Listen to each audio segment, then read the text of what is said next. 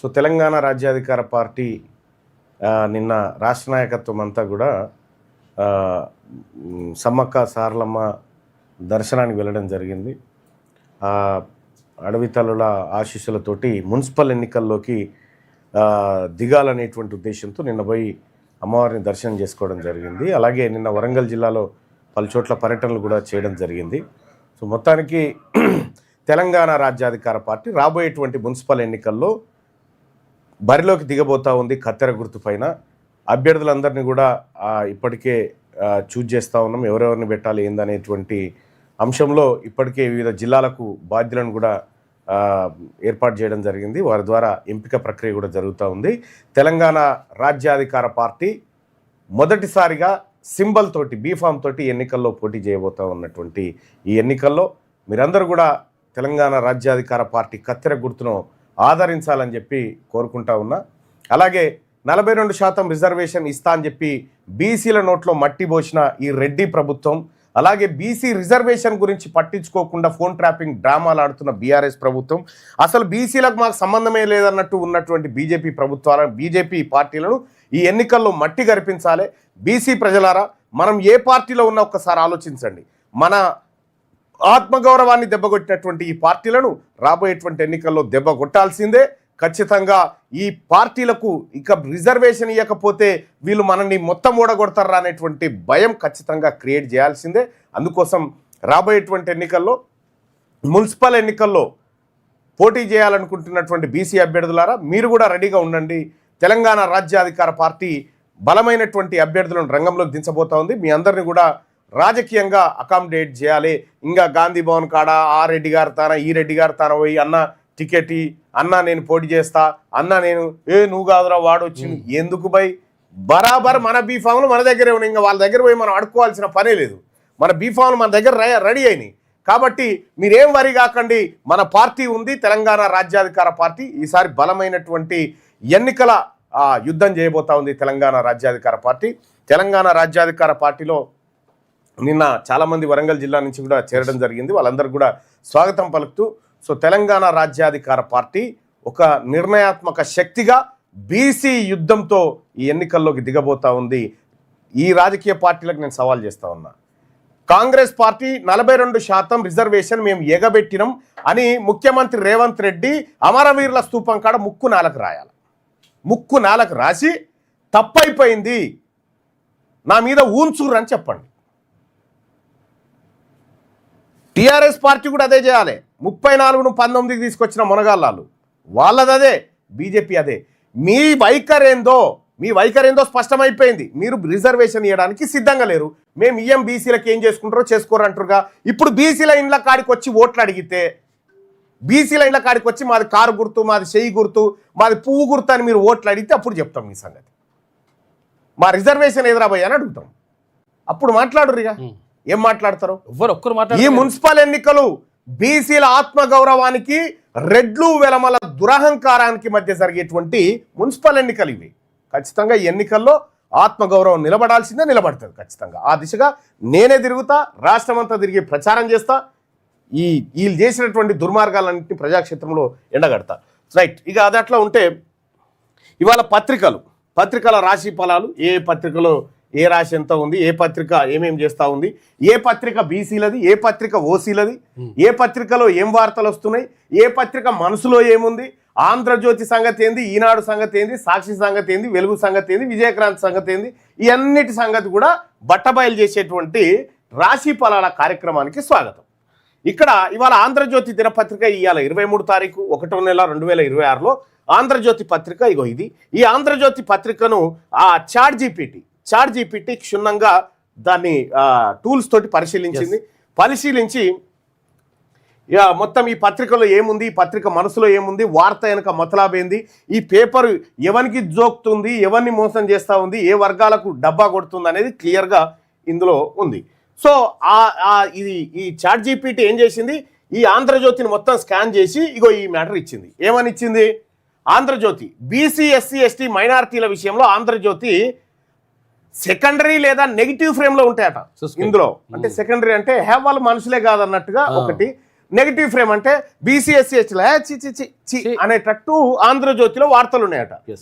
రైట్గా రిజర్వేషన్లు అనేటువంటి టాపిక్ వస్తే 42% రిజర్వేషన్ మనం వస్తున్నాగా అది భారము రాజకీయ స్టంట్ అని నేరేటివ్ చేస్తా ఉందట. ఏగా రిజర్వేషన్ అవసరమే లేదు అనేటువంటి విధానంలో ఇది నెగిటివ్గా అదే కమ్మవారికి రిజర్వేషన్, రెడ్డి వారికి రిజర్వేషన్, ఈడబ్ల్యూఎస్ అంటే చాలా మంచి కార్యక్రమం అంటారు. బీసీలకు రిజర్వేషన్ చీచి ఇయ్యొద్దు. ఇది ఆంధ్రజ్యోతిలో ఇలా దాని అంతరాత్మక కథ. ఇక అగ్రవర్ణ ప్రయోజనాలకు విరుద్ధంగా ఒకవేళ మీ సంగతి ఏందిరా, ఓసీల సంగతి ఏంది, మా బీసీలకు రిజర్వేషన్ ఇవ్వకుండా ఎందుకు మీ ప్రభుత్వాలు అడ్డుకుంటున్నాయని ఒకవేళ బీసీలు అడిగితే దాన్ని ఏం చేస్తాయంటే విరుద్ధంగా డౌన్ ప్లే చేస్తాడు, దాన్ని తగ్గిస్తాయట. అసలు డిమాండే చేయనట్టుగా తగ్గించి గిత్త కాలంలో రాసి వదిలేస్తారు. బీసీలకు రిజర్వేషన్ ఇవ్వాలి అని రాసి సపరేట్ కూకుంటారట. ఇంత డ్రామా మోసం పత్రిక ఇగో ఆంధ్రజ్యోతి. ఇక్కడ బీసీల టోన్ ఎట్లా తీసుకుంటుందంటే, బీసీల టోన్ విషయంలో ఎట్లా చూడాలి ఈ ఆంధ్రజ్యోతి పత్రిక అంటే ఇది అనుమానాస్పద పత్రిక, ఇది అనుమానాస్పదంగా ఉంటుంది, ఇది ప్రతికూలంగా ఉంటుంది బీసీలకు. ఈ ఆంధ్రజ్యోతి దినపత్రికను ఎట్టి పరిస్థితిలో కొనొద్దు అని చెప్పి చెప్తా ఉంది చాట్ జీపీటీ. మైనార్టీల విషయంలో మైనార్టీలు కూడా భద్రతా కోణంలో మాత్రమే చూస్తూ ఉందట ఈ పత్రిక, మిగతా ఏం లేదు లెక్క. ఇంకా వాళ్ళకి మైనార్టీలకు కావాల్సిన భద్రతా కోణంలో వాళ్ళకేముందండి, వాళ్ళకేముంది, వాళ్ళకి భద్రత కల్పిస్తామని ఊకుంటే ఊకుంటారు.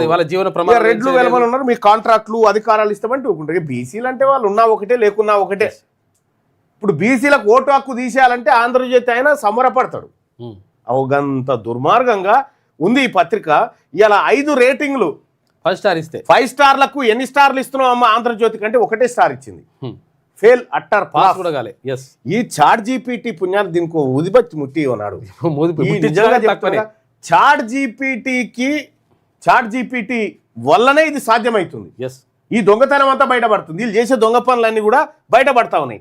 ఇలా ఆంధ్రజ్యోతి దినపత్రికను ఎట్టి పరిస్థితిలో మనం కొనకూడదు అని చెప్తుంది చాట్ జీపీటీ, రోజు చెప్తా ఉంది. ఇంకా ఆంధ్రజ్యోతి దినపత్రిక అసలు చదివేటోడే లేడు ఫస్ట్ ఆఫ్ ఆల్.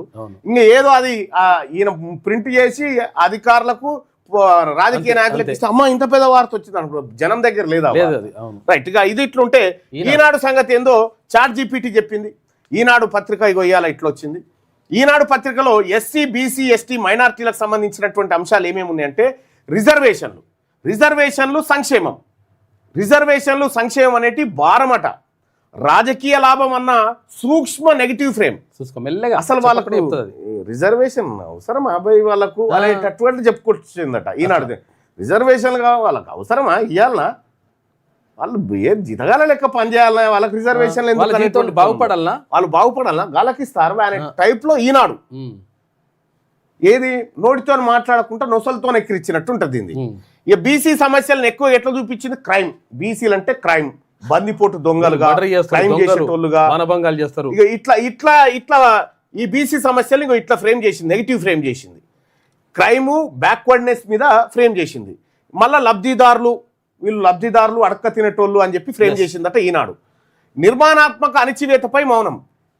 బీసీలు ఎదుగుతున్నటువంటి బీసీలను ప్రభుత్వాలు పాలక పార్టీలు తొక్కుతా ఉంటే చూసి సప్పుడే కూకుంటుందట, కానీ గట్టెట్లనే అది తప్పు కదా అని అంటలేదట ఈనాడు పత్రిక. జాగ్రత్తగా ఇగో బీసీలను పౌరులుగా కాదు పాలసీ లబ్ధిదారులుగా మాత్రమే చూపిస్తుంది. ఇక చూసుకో ఈనాడు పత్రిక. ఇదివరకు చాట్ జీపీటీ రాకముందుకు వీళ్ళు ఏది రాస్తే అదే రాత, అంతే, అదే నిజమే కావచ్చు అనేటువంటి వార్త. కానీ ఇవాళ చాట్ జీపీటీ వచ్చి బీసీలను పౌరులుగా చూస్తలేదట, ఇక్కడ మనుషులు లెక్కనే చూస్తలేదు. ఈనాడు దినపత్రిక మనుషులను, మన బీసీలందరినీ పౌరులుగా చూస్తలేదట. ఎట్లా చూస్తుంది, లబ్ధిదారులు అంటే అడక్క తినేటోళ్ళు లెక్క చూస్తుందట ఈనాడు పత్రిక. వా ఓసీలను ఎట్లా చూస్తుంది, మెరిట్, ఇగో ఈ పదాలు, merit, talent, middle class, narrative, dominant, అగ్రవర్ణ ఆందోళనకు ఎక్కువ స్థలం ఇస్తా ఉందట. ఇప్పుడు కేటీ రామారావు మీద కేసు అయితే ఈమె బాధపడతా ఉంది ఇంత పెద్దగా అంగలారుస్తుంది. రేవంత్ రెడ్డి గారికి ఏదైనా తుమ్ము వచ్చిందంటే ఇంత పెద్దగా ఆయనకు సరిది ఎందుకు అయింది, ఎక్కడ వానలు తడిచిండు, ఏ టాబ్లెట్స్ వేసుకున్నాడు. ఇగో ఇది ఇక తిండి లేక వస్తుర్రా బీసీలు అంటే వాళ్ళు వస్తేంది మాకే. ఇగో బీసీలను ఎస్సీలను ఎస్టీలను మనల్ని ఎట్లా చూస్తుంది, ఓసీలను ఎట్లా చూస్తుందో చూడు. వాళ్ళకి ఎక్కువ స్థలం ఇస్తా ఉందట, ఎక్కువ స్థలం వాళ్ళదే మొత్తం. మరి మనము కొనేదేమో మనము, వార్తలేమో వాళ్ళే, మనకి ఏం తీయటానికి కొనాలి మనం ఈ పత్రికల్ని? మరి అమ్మ మరి కొనాలనా ఈనాడు పత్రికను అంటే బీసీలు కొనకపోవడం మంచిదని చెప్పింది. తర్వాత ఇంకోటి బీసీలకు ప్రమాదకరం అంటే అవును ఏం చెప్పకుండా బీసీలకు ప్రమాదకరం అమ్మ ఈ పత్రిక అంటే అవును ప్రమాదకరం, బీసీలు కొనకపోవడం మంచిది. చాట్ జీపీటీ చెప్పింది. ఇది ఎవ్వరి కవిత్వం కాదు, అది ఆర్టిఫిషియల్ ఇంటెలిజెన్స్ లోకి ఆ పేపర్ ఇచ్చేస్తే మొత్తం దాన్ని స్కాన్ చేసి వామ్మో ఇది దొంగ పత్రిక నాయన మీదికే మెరుపులు కనిపిస్తున్నాయి కానీ దీని మనసులంతా ఇవే కుట్రలు ఉన్నాయని కుట్రలు బయట పెట్టింది. మనసు బట్టలు ఇప్పి బయట పెడుతుంది. కథం 5 రేటింగ్ కు 1.5 రేటింగ్ ఇచ్చిందంటే అట్టర్ ప్లాఫ్, ఫెయిల్ అయిపోయింది ఈనాడు పత్రిక. ఆంధ్రజ్యోతి అయితే ఒకటేగా. ఈ 2 పత్రికలు బీసీల ద్రోహుల పత్రికలు, బీసీలకు పనికిరావని ఆర్టిఫిషియల్ ఇంటెలిజెన్స్ చెప్తా ఉంది. ఇక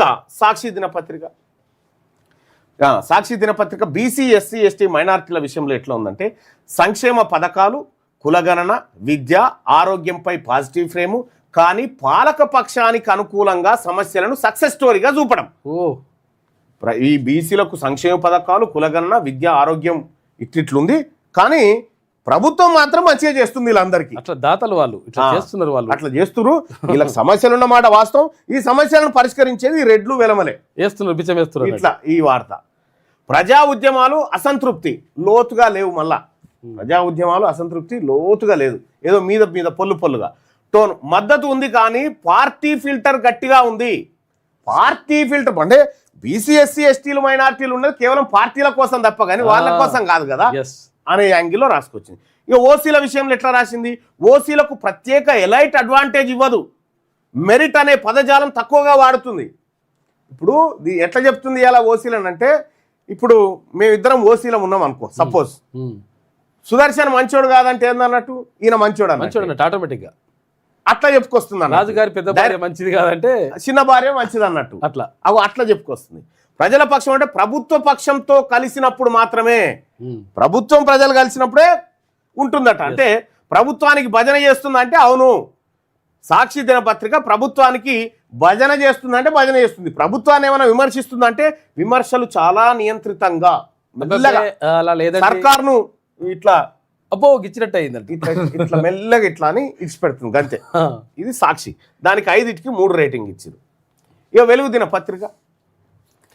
వెలుగు దినపత్రిక బీసీ ఎస్సీ ఎస్టీ మైనారిటీల విషయంలో ఎట్లా ఉందంటే గ్రౌండ్ రిపోర్టింగ్ ఎక్కువ ఉందట. ఇవాళ గ్రౌండ్ రిపోర్టింగ్ ఎక్కువ ఉంది. బీసీ ఎస్సీ వాస్తవ సమస్యలు, రోడ్డు, నీరు, ఉద్యోగం, కానీ ఐడియాలజీ స్పష్టత కొంత తక్కువ ఉందట. బీసీ ఐడియాలజీ స్పష్టత తక్కువ ఉందట. గ్రౌండ్ రిపోర్టింగ్ ఎక్కువ ఉంది.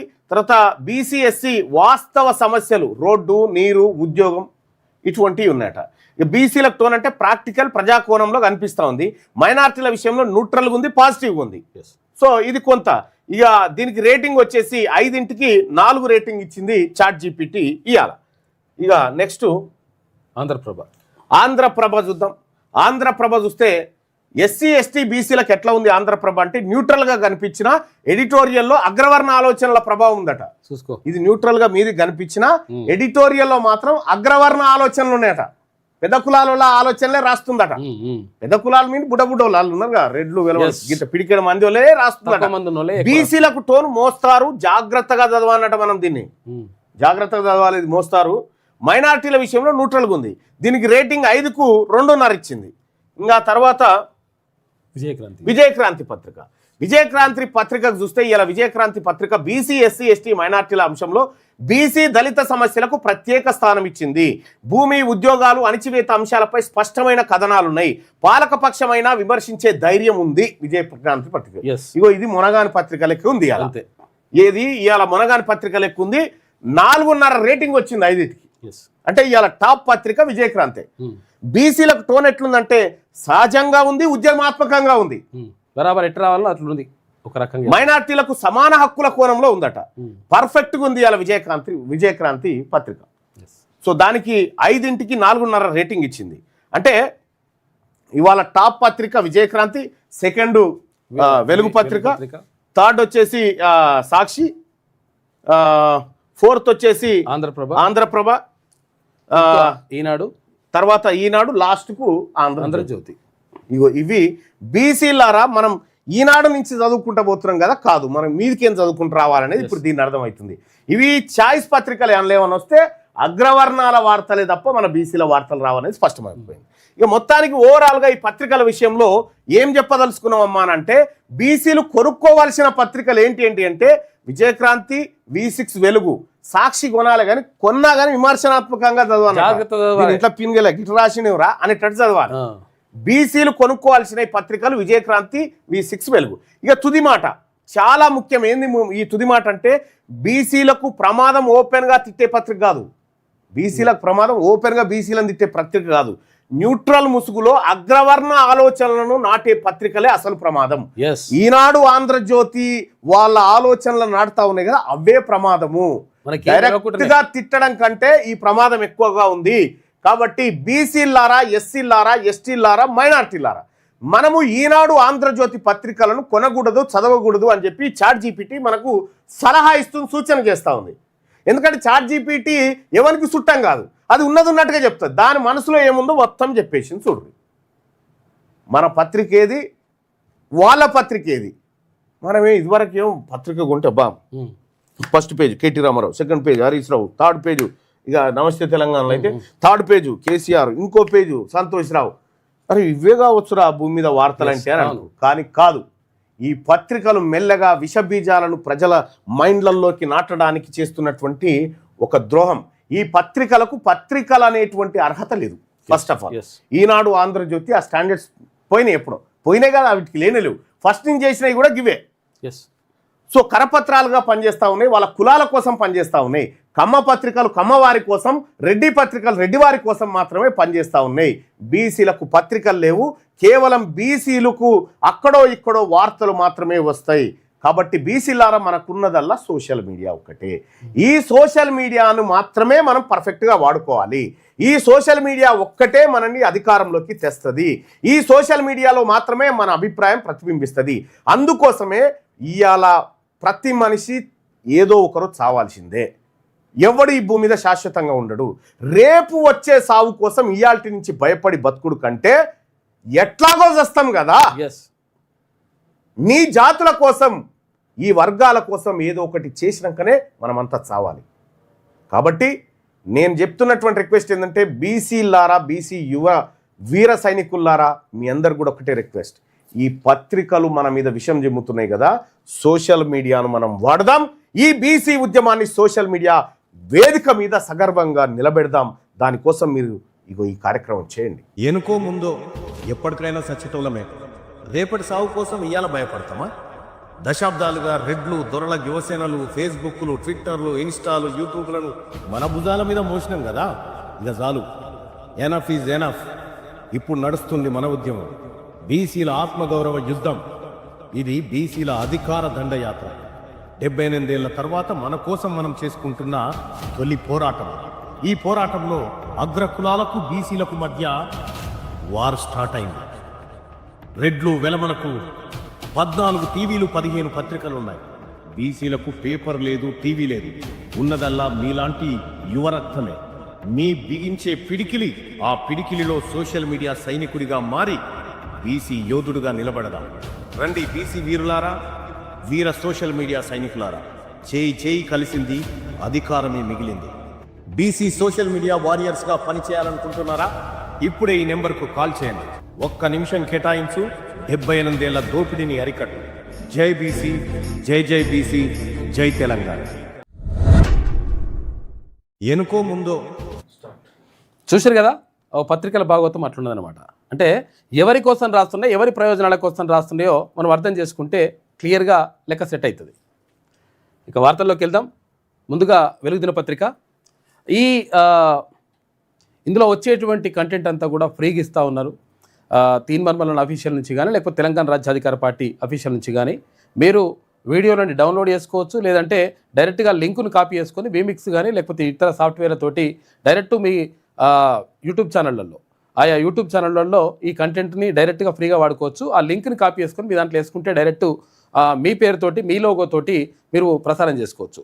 తర్వాత దీనికి మేమేం ఇది చేస్తలేము, మానిటైజేషన్ కానీ అటువంటి ఏం చేస్తలేము. కాబట్టి మీరు తీసుకోవచ్చు. తర్వాత ఫ్రీ కంటెంట్. దీనికి పేటెంట్ కానీ తర్వాత అవేంటి ఇవి ఏంటి మన అదే ఇది కొట్టడం కానీ, స్ట్రైకులు కొట్టడం కానీ, లేదంటే కాపీరైట్ కానీ స్ట్రైకులు కొట్టడం కానీ ఏముండదు. కాపీరైట్స్ అట్లా ఏం లేవు. కాబట్టి అందరికీ ఫ్రీ కంటెంట్ ఇస్తూ ఉన్నాం. కాబట్టి అందరూ కూడా వాడుకోవచ్చు. మీ యూట్యూబ్ ఛానల్లో వాడుకోవచ్చు, లేకపోతే కొత్తగా యూట్యూబ్ ఛానల్ క్రియేట్ చేసుకొని కూడా ఈ కంటెంట్ని వాడుకోవచ్చు మీరు. ఇక ముందుగా వెలుగుదిన పత్రిక చూసుకుంటే, జార్ఖండ్లో ఎన్కౌంటర్, 15 మంది మావోయిస్టులు మృతి, చనిపోయిన వారిలో కేంద్ర కమిటీ సభ్యుడు పతిరామ్ మాంజీ, తర్వాత AK-47 ఆటోమేటిక్ గన్స్, భారీగా పేలుడు పదార్థాలని స్వాధీనం చేసుకున్నారు. మొత్తం కూడా మావోయిస్టులకు దెబ్బ మీద దెబ్బ పడతా ఉంది. మొత్తం కూడా ఎక్కడికక్కడ లొంగిపోతూ ఉన్నారు. తర్వాత చాలామంది మావోయిస్టు అగ్రనేతలని చంపేస్తున్నటువంటి పరిస్థితి కనిపిస్తూ ఉంది. ఎన్కౌంటర్లు జరుగుతూ ఉన్నాయి. దీంతో మొత్తం మీద ఇక్కడ కేంద్ర ప్రభుత్వం గతంలోనే ప్రకటించింది ఏమని, మార్చి 31, 2026 నాటికి మావోయిస్టు రహిత దేశంగా చేస్తామని చెప్పేసి చెప్పినటువంటి నేపథ్యంలో మొత్తం కూడా అట్లా కనిపించిన వాళ్ళని కాల్చి చంపడం కానీ, అంటే ఇక్కడ ఈ మావోయిస్టులకు సంబంధించి, లేదంటే లొంగిపోవాలని చెప్పడం కానీ, ఈ 2 రకాలుగా చేస్తూ ఉంది. అయితే చర్చలు మాత్రం పెట్టాలని చెప్పేసి చాలాసార్లు మావోయిస్టులు అడిగినప్పటికీ కేంద్ర ప్రభుత్వం దానికి ససేమిరా అన్నది. కాబట్టి ఈ నేపథ్యంలో మొత్తం కూడా మావోయిస్టులకు దెబ్బ మీద దెబ్బ పడుతూ ఉంది. జార్ఖండ్లో జరిగిన భారీ ఎన్కౌంటర్లో కేంద్ర కమిటీ సభ్యుడు పతిరామ్ మాంజీ సహా 15 మంది మావోయిస్టులు మృతి చెందారు. ఇక వెస్ట్ సింగ్భూమ్ జిల్లాలోని సరండా అడవుల్లో మావోయిస్టులు సంచరిస్తున్నారనే పక్కా సమాచారంతో గురువారం జార్ఖండ్ పోలీసులు తర్వాత సిఆర్పిఎఫ్ కోబ్రా బలగాలు కూంబింగ్ చేపట్టాయి. ఈ క్రమంలో సరండా అడవుల్లో భారీ సంఖ్యలో మావోయిస్టులు తారసపడ్డారు. ఇరు వర్గాల మధ్య హోరాహోరీగా కాల్పులు జరిగాయి. కొందరు మావోయిస్టులు అడవిలోకి పారిపోయిందంట. 15 మందిని నిన్న చంపేసిండ్రు. నిన్న ఎన్కౌంటర్ జరిగింది. 1500 మంది పోలీసులు ఒక్కసారి మొత్తం కూడా అడవుల్లోకి వెళ్ళిపోయినట్టు. అక్కడ వెళ్ళిపోయి ఇట్లా చేస్తే ఇది జరిగింది. పతిరామ్ రామ్జీ అని చెప్పేసి పెద్ద నాయకుడు, ఆయన ఈ ఎన్కౌంటర్లో చనిపోయినట్టుగా తెలుస్తూ ఉంది.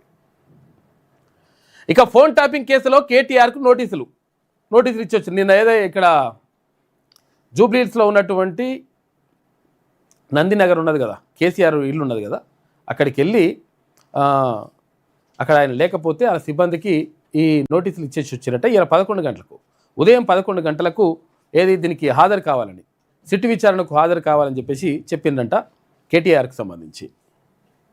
బీఆర్ఎస్ ఎలక్ట్రోల్ బాండ్లకు ఫోన్ ట్యాపింగ్కు లింకు. ఎలక్ట్రోల్ బాండ్లు అంటే బీఆర్ఎస్కు అవి ఇచ్చిండ్రు కదా, ఎలక్ట్రోల్ బాండ్ల రూపంలో 100 కోట్ల రూపాయలు, 1600 కోట్ల రూపాయలు ఎలక్ట్రోల్ బాండ్ల రూపంలో ఇక్కడ బీఆర్ఎస్ పార్టీకి వచ్చినాయి.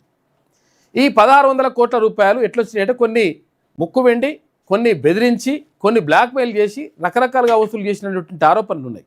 ఈ ఆరోపణల నేపథ్యంలో కొంతమందిని విచారిస్తే, అవును మా దగ్గర ఇట్లా మమ్మల్ని భయపెట్టి తర్వాత మమ్మల్ని బ్లాక్మెయిల్ చేసి మా దగ్గర డబ్బులు తీసుకున్నారు అనేటువంటి ఆరోపణలు ఉన్నాయి. ఈ నేపథ్యంలో దానిపైన ప్రత్యేకంగా దృష్టి సారిస్తున్నట్టు. దీంతో పాటు ఇంకా కొన్ని విషయాలు ఉన్నాయి. వాటన్నిటికీ సంబంధించి కేటీఆర్ని విచారించడానికి సిట్ రంగం సిద్ధం చేసింది. ఇవాళ ఉదయం 11 గంటలకు రమ్మని చెప్పిందట. ఫార్మా, ఐటీ వ్యాపారవేత్తల నుంచి 100 కోట్ల రూపాయల విరాళాలు తీసుకున్నారు. బాండ్ల కొనుగోలు చేసిన వారి వివరాలు ట్యాపింగ్ లిస్టులో ఉన్నాయి. ఇక సంజయ్ కన్వర్షన్ శ్రీధర్రావు నుంచి 13 కోట్ల రూపాయల బాండ్లు తీసుకున్నదట. బ్లాక్మెయిల్ చేసి రాయించుకున్నారని చెప్పేసి ఇప్పటికే శ్రీధర్రావు ఆరోపించిండు.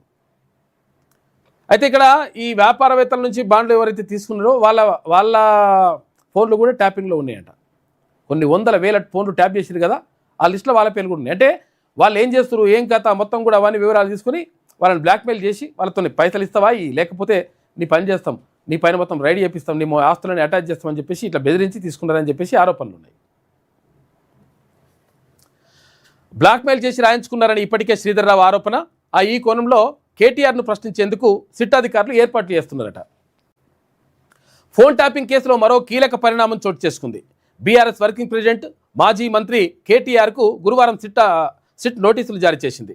శుక్రవారం ఉదయం 11 గంటలకు జూబ్లీహిల్స్ పిఎస్లోని సిట్ కార్యాలయంలో హాజరు కావాలని ఆదేశించింది. నోటీసులు ఇచ్చేందుకు హైదరాబాద్ నందినగర్లోని కేటీఆర్ ఇంటికి వెళ్లిన సిట్ బృందం ఆయన అందుబాటులో లేకపోవడంతో వ్యక్తిగత సిబ్బందికి నోటీసులు అందించింది. పంజాగుట్ట పోలీస్ స్టేషన్లో 2024 మార్చి 10న నమోదైన క్రైమ్ నెంబర్ 243/2024 కేసులో దర్యాప్తు జరిగిందని, ఇందులో వెల్లడైన అంశాల ప్రకారం మీ పాత్రకు సంబంధించి విచారణ జరపాల్సి ఉంది అని నోటీసులో పేర్కొన్నారు. సెక్షన్ 160 సిఆర్పిసి ప్రకారం దర్యాప్తు అధికారి జూబ్లీహిల్స్ ఏసీపీ వెంకటగిరి ముందు హాజరు కావాలని తెలిపారు. అయితే నోటీసు తీసుకున్న తర్వాత ఒకవేళ విచారణకు హాజరు కాకపోతే చట్ట ప్రకారం చర్యలుంటాయని కూడా కేటీఆర్ను హెచ్చరించిందంట సిట్టు. ఈ నేపథ్యంలో మొత్తం మీద ఇలా కేటీఆర్ పోతా అని కూడా చెప్తా ఉన్నాడు. నేను పోయి నేను ఏది బరాబరి చెప్తా ఈ లొటపీస్ కేసు అని చెప్పేసి అంటున్నాడు కేటీ రామారావు. లొటపీస్ కేసా లేకపోతే మరి అసలు కేసా లేకపోతే ఇంకేమైనా మరి విలాఖత అయిపోయి మరి క్లోజ్ చేసుకుంటారా, ఇవన్నీ కూడా చూడాల్సిన అవసరం ఉంది. ఎందుకంటే పూర్తిగా ఆధారాలు ఉన్న తర్వాత కూడా ఒకవేళ వీళ్ళు బయటపడరంటే అక్కడ సిట్టు విఫలమైనట్టు అవుతుంది, లేకపోతే ఇక్కడ ప్రభుత్వం లాలూచి పడ్డట్టు అయిపోతుంది. మరి ఏం చేస్తారో చూడాలి. తీసుకొచ్చి అయితే మంచిగా అట్లా చేస్తున్నాం ఇట్లా చేస్తున్నామని చెప్పేసి మన హరీష్ రావుని తీసుకొచ్చారు, ఇలా కేటీఆర్ని తీసుకొచ్చారు. కానీ నిజంగా విచారణ చేసి నిజంగా మరొకవేళ వీళ్ళ తప్పు తేల్చి మరి శిక్ష విధిస్తారనే విషయం పైన మనం క్వశ్చన్ మార్కు చూడాలి ఏం చేస్తారో. ఫోన్ ట్యాపింగ్ లొట్టపీస్ కేసు అవ్వ చూసుకో ఎట్లుండో. లొట్టపీస్ కేసు అట. నేను ఏ తప్పు చేయలేదు, బరాబర్ విచారణకు హాజరవుతా అని చెప్పేసి కేటీఆర్ అంటుండు. అది సిట్ కాదు, డైలీ సీరియల్ అనేది దేవ చేసినట్ట. డైలీ సీరియల్ లెక్క నడుస్తుందట. మరి డైలీ సీరియల్ ఏం చేస్తుందో చూడాలి. ఇక వీళ్ళ నాయన కూడా అన్నాడు అప్పుడు, ఈడీ మోడీ బేడీ రా రా రా బే అని చెప్పేసి ఈడీ బీడీ రా బే అని చెప్పేసి వీళ్ళ నాయన అన్నాడు. ఇప్పుడు ఈయనేమో ఇది లొట్టపీస్ కేసు అంటున్నాడు. ఇదంతా డైలీ సీరియల్ లెక్కనట, ఏముండదు ఇందులో అని చెప్తున్నాడు.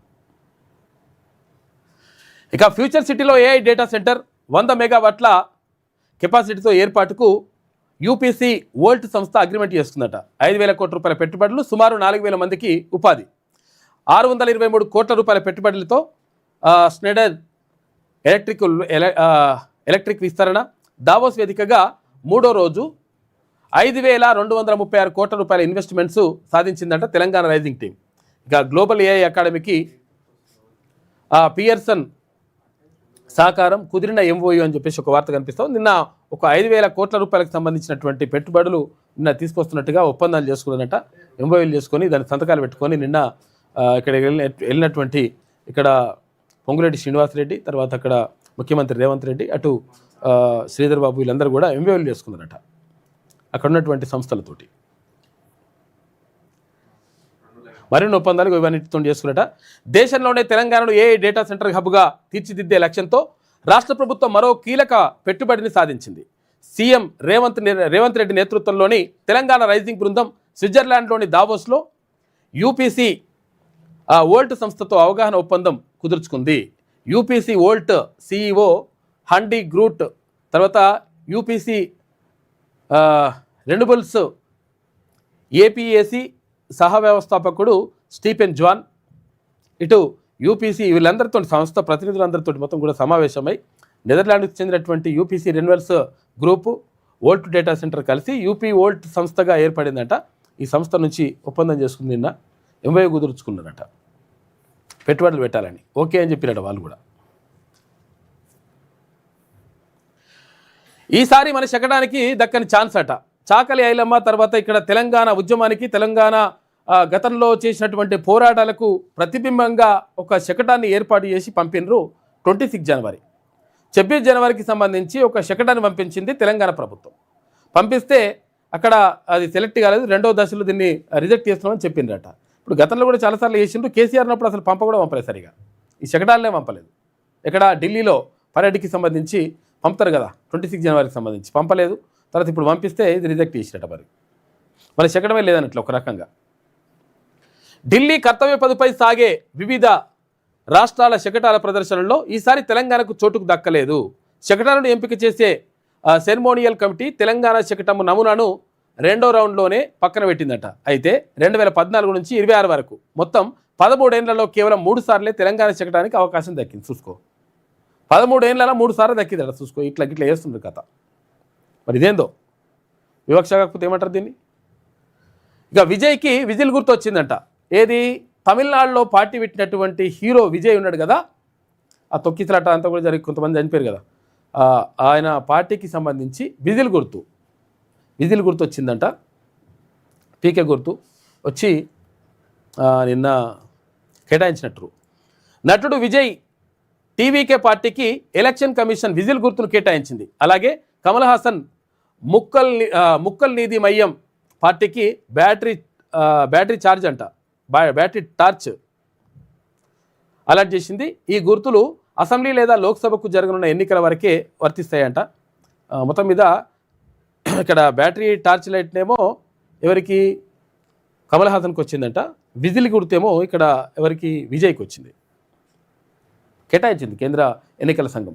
తెలంగాణ రాజ్యాధికార పార్టీకి తీన్మార్మలన పెట్టినటువంటి తెలంగాణ రాజ్యాధికార పార్టీకి కత్తెర గుర్తు వచ్చింది. మొన్న మీరు ఏది సర్పంచ్ ఎన్నికలలో చూసి ఉంటారు. అవి ఇండియాలో ఆడలేమని చెప్పేసి బంగ్లాదేశ్ చెప్తుందట. ఎందుకంటే బంగ్లాదేశ్లో లంగా కథలు పడతా ఉన్నారు కొడుకులు. అక్కడ హిందువులు కనిపించినా లేకపోతే ఇక్కడ ఉన్నటువంటి భారతీయులు ఎవరైనా కనిపిస్తే వారిని మొత్తం కూడా ఇండ్లు తలగబెట్టేసి కాల్చి చంపుతున్నారు కదా. ఇటువంటి నేపథ్యంలో ఇక్కడికి వస్తే అలా పని అవుతుంది అనుకున్నారో మరి ఏమనుకున్నారు. దీంతో మేము ఇండియాలో ఆడలేమని చెప్పేసి అన్నారట బంగ్లాదేశ్లో. T20 వరల్డ్ కప్లో బంగ్లాదేశ్ పాల్గొనడం ఇక కష్టమే. ఆ జట్టు స్థానంలో స్కాట్లాండ్ బరిలోకి లాంఛనమే కానుంది. వచ్చే నెల 7న మొదలయ్యేటువంటి మెగా టోర్నీ కోసం తమ జట్టును ఇండియా పంపించలేమని బంగ్లాదేశ్ క్రికెట్ బోర్డు గురువారం తేల్చి చెప్పింది. అయితే ఇక్కడ ఇండియాలో తమ ఆటగాళ్లకు భద్రత లేదని, అక్కడ జట్టు ఆడలేదని ఐసీసీకి తెలిపింది. చూసుకోయిగా భద్రత లేదు కాదు, వాళ్ళు అక్కడ లంగకథలు పడుతున్నారు కాబట్టి భద్రత లేదని అనుకుంటున్నారు అంతే, వేస్ట్ ఫెలోస్. ఇక డిజిటల్ బడ్జెట్ నిధుల లెక్క పక్కనంట. ఆర్థిక నిర్వహణలో మార్పులపై ఫోకస్ పెడుతున్నారు. ఈ ఆర్థిక సంవత్సరం నుంచే కొత్త విధానం అమలు. శాఖలు తర్వాత పథకాల వారీగా నిధుల కదలికలపై ప్రత్యేక డాష్ బోర్డు ఏర్పాటు చేస్తున్నారు. ఒక క్లిక్తో కేటాయింపులు, నిధులు విడుదల, పెండింగ్ వివరాలు కూడా వస్తాయట. మొత్తం వచ్చిన తర్వాత మొత్తం ఆగమా ఉన్నది కథ. గ్రీన్ ఛానల్ స్కీమ్స్కు ఆటంకం లేకుండా ఫండ్స్ రిలీజ్ చేస్తున్నారు. ఆర్థిక శాఖ ప్రతిపాదనలు నిధుల గందరగోళానికి చెక్ పెట్టడానికి డిజిటల్ బడ్జెట్ను పెట్టాలని చెప్పేసి చూస్తున్నారట. రాష్ట్ర ఆర్థిక నిర్వహణలో పారదర్శకతను పెంచడంతో పాటు నిధుల విడుదలలో తరచూ తలెత్తుతున్న గందరగోళానికి చెక్ పెట్టడానికి ప్రభుత్వం భావిస్తుందట. ఇందులో భాగంగా ఈ ఆర్థిక సంవత్సరం అంటే 2026-27లో డిజిటల్ బడ్జెట్ విధానాన్ని పూర్తి స్థాయిలో అమల్లోకి తెచ్చేందుకు ఆర్థిక శాఖ కసరత్తు చేస్తున్నది. బడ్జెట్ ప్రవేశపెట్టిన నాటి నుంచి నిధుల ఖర్చు చేసే వరకు ప్రతి రూపాయి లెక్క ప్రకారం ఉండేలా అత్యాధునిక టెక్నాలజీతో కూడినటువంటి డాష్ బోర్డును కూడా ఏర్పాటు చేస్తున్నారట. మంచి పని ఇది, కొంచెం ఈజీ అయిపోతుంది లెక్క. తర్వాత నైని బొగ్గు బ్లాక్ వివాదం పైన ఎంక్వైరీ కమిటీ వేసిండ్రు. ఎప్పుడు ఎంక్వైరీ కమిటీ వేసిన తర్వాత ఒకవేళ ఎంక్వైరీలో ఇలా అవకతవకలు జరిగినట్టు తేలితే ఆ తర్వాత సిబిఐ ఎంక్వైరీ చేస్తారా లేకపోతే మరి రాష్ట్ర స్థాయిలో ఎంక్వైరీ చేస్తారా ఏం కథనో చూడాలి. కాకపోతే ఏంటంటే ఎంక్వైరీ బోర్డు అయితే వేసిరట. ఎందుకు ఈ నైని బొగ్గు బ్లాక్కు సంబంధించి అవకతవకలు జరిగినాయి, ఇది మాకే కాంట్రాక్ట్ ఇవ్వాలి లేకపోతే మాకే ఇవ్వాలని చెప్పేసి వీళ్ళు మంత్రుల మధ్య కొట్లాట, లేకపోతే ఇక్కడ ఏది ఎన్టీవీ వ్యవహారం ఇదంతా కూడా కథ బయటకు రావడంతో అక్కడ ఈ టెండర్లన్నీ రద్దు చేసింది సింగరేణి సంస్థ. ఈ సింగరేణి సంస్థ టెండర్ను రద్దు చేయడంతో దీని వెనుక కథ ఏం జరిగింది, నిజంగా వీళ్ళందరూ కూడా లంగ కథలు వాడుతున్నారా, అసలు ఏం జరుగుతూ ఉంది, దీనిపైన మొత్తం కూడా తేల్చేందుకు కేంద్ర ప్రభుత్వం ఒక విచారణ కమిటీని ఎంక్వైరీ కమిటీని నియమించింది. దానికి సంబంధించిన వార్త కనిపిస్తూ ఉంది ఇక్కడ. ఇద్దరు అధికారులతో ఏర్పాటు చేసిన కేంద్రం వివాదం, టెండర్ల రద్దు, ఇతర అంశాలపై విచారణ ఉంటుందంట. 3 రోజుల్లో రిపోర్ట్ ఇవ్వాలని ఆదేశాలు జారీ చేసిండ్రు కేంద్ర ప్రభుత్వం. సింగరేణి ఆధ్వర్యంలో చేపట్టిన నైని కోల్ బ్లాక్ టెండర్ల వ్యవహారంపై కేంద్ర ప్రభుత్వం కీలక నిర్ణయం తీసుకుంది. కేంద్ర బొగ్గు గనుల శాఖ మంత్రి కిషన్ రెడ్డి ఆదేశాలతో నైని బొగ్గు గనుల టెండర్ల రద్దుపై విచారణకు ఇద్దరు అధికారులతో టెక్నికల్ కమిటీని వేసింది. ఇందులో బొగ్గు గనుల శాఖ డిప్యూటీ డైరెక్టర్ జనరల్, తర్వాత చేనేత శుక్లా డైరెక్టర్, తర్వాత మారపల్లి వెంకటేశ్వర్లు ఉన్నారు. 3 రోజుల్లో నివేదిక అందించాలని కేంద్రం ఆదేశాలు జారీ చేసింది. ఈ మేరకు బొగ్గు గనుల శాఖ అండర్ సెక్రటరీ ప్రదీప్ రాజ్ నయన్ తాజాగా Singareni collieries company limited CMD కృష్ణభాస్కర్కు లేఖ రాసిరట. నైని కోల్ బ్లాక్ టెండర్ల రద్దుకు గల కారణాలపై విచారణ జరుపుతున్నట్లు అందులో పేర్కొన్నారు. Naini coal block mine development and operator నియామకానికి సంబంధించి గత ఏడాది నవంబర్ 28న వెలువడినటువంటి టెండర్ల ఆహ్వాన నోటీసు విశ్లేషించున్నట్లుగా తెలిసిందట. మొత్తం మీద ఇలా అవకతవకలు జరిగినాయి, లంగ కథలు పడ్డారు. వీళ్ళకే టెండర్ దక్కేటట్టుగా వాళ్ళు ప్రత్యేకంగా వేసుకున్నట్టు నిబంధనలు, వీళ్ళకే రావాలి వేరే వాళ్ళకి రావద్దు అంటే నిబంధన అట్లా పెట్టుకున్నారు అనమాట. ఏదైనా లెటర్ ఇవ్వాలి, పోయి చూసి రావాలి, గ్రౌండ్ రిపోర్ట్ చూసి వచ్చి రావాలి, అక్కడ నిజంగా కోల్ బ్లాక్ను చూసి వచ్చిన వాళ్ళకే ఇస్తామని చెప్పేసి అంటారు. మరి చూసిరారా అందరికీ అవకాశం లేదంటే పోయి చూసి వస్తారు.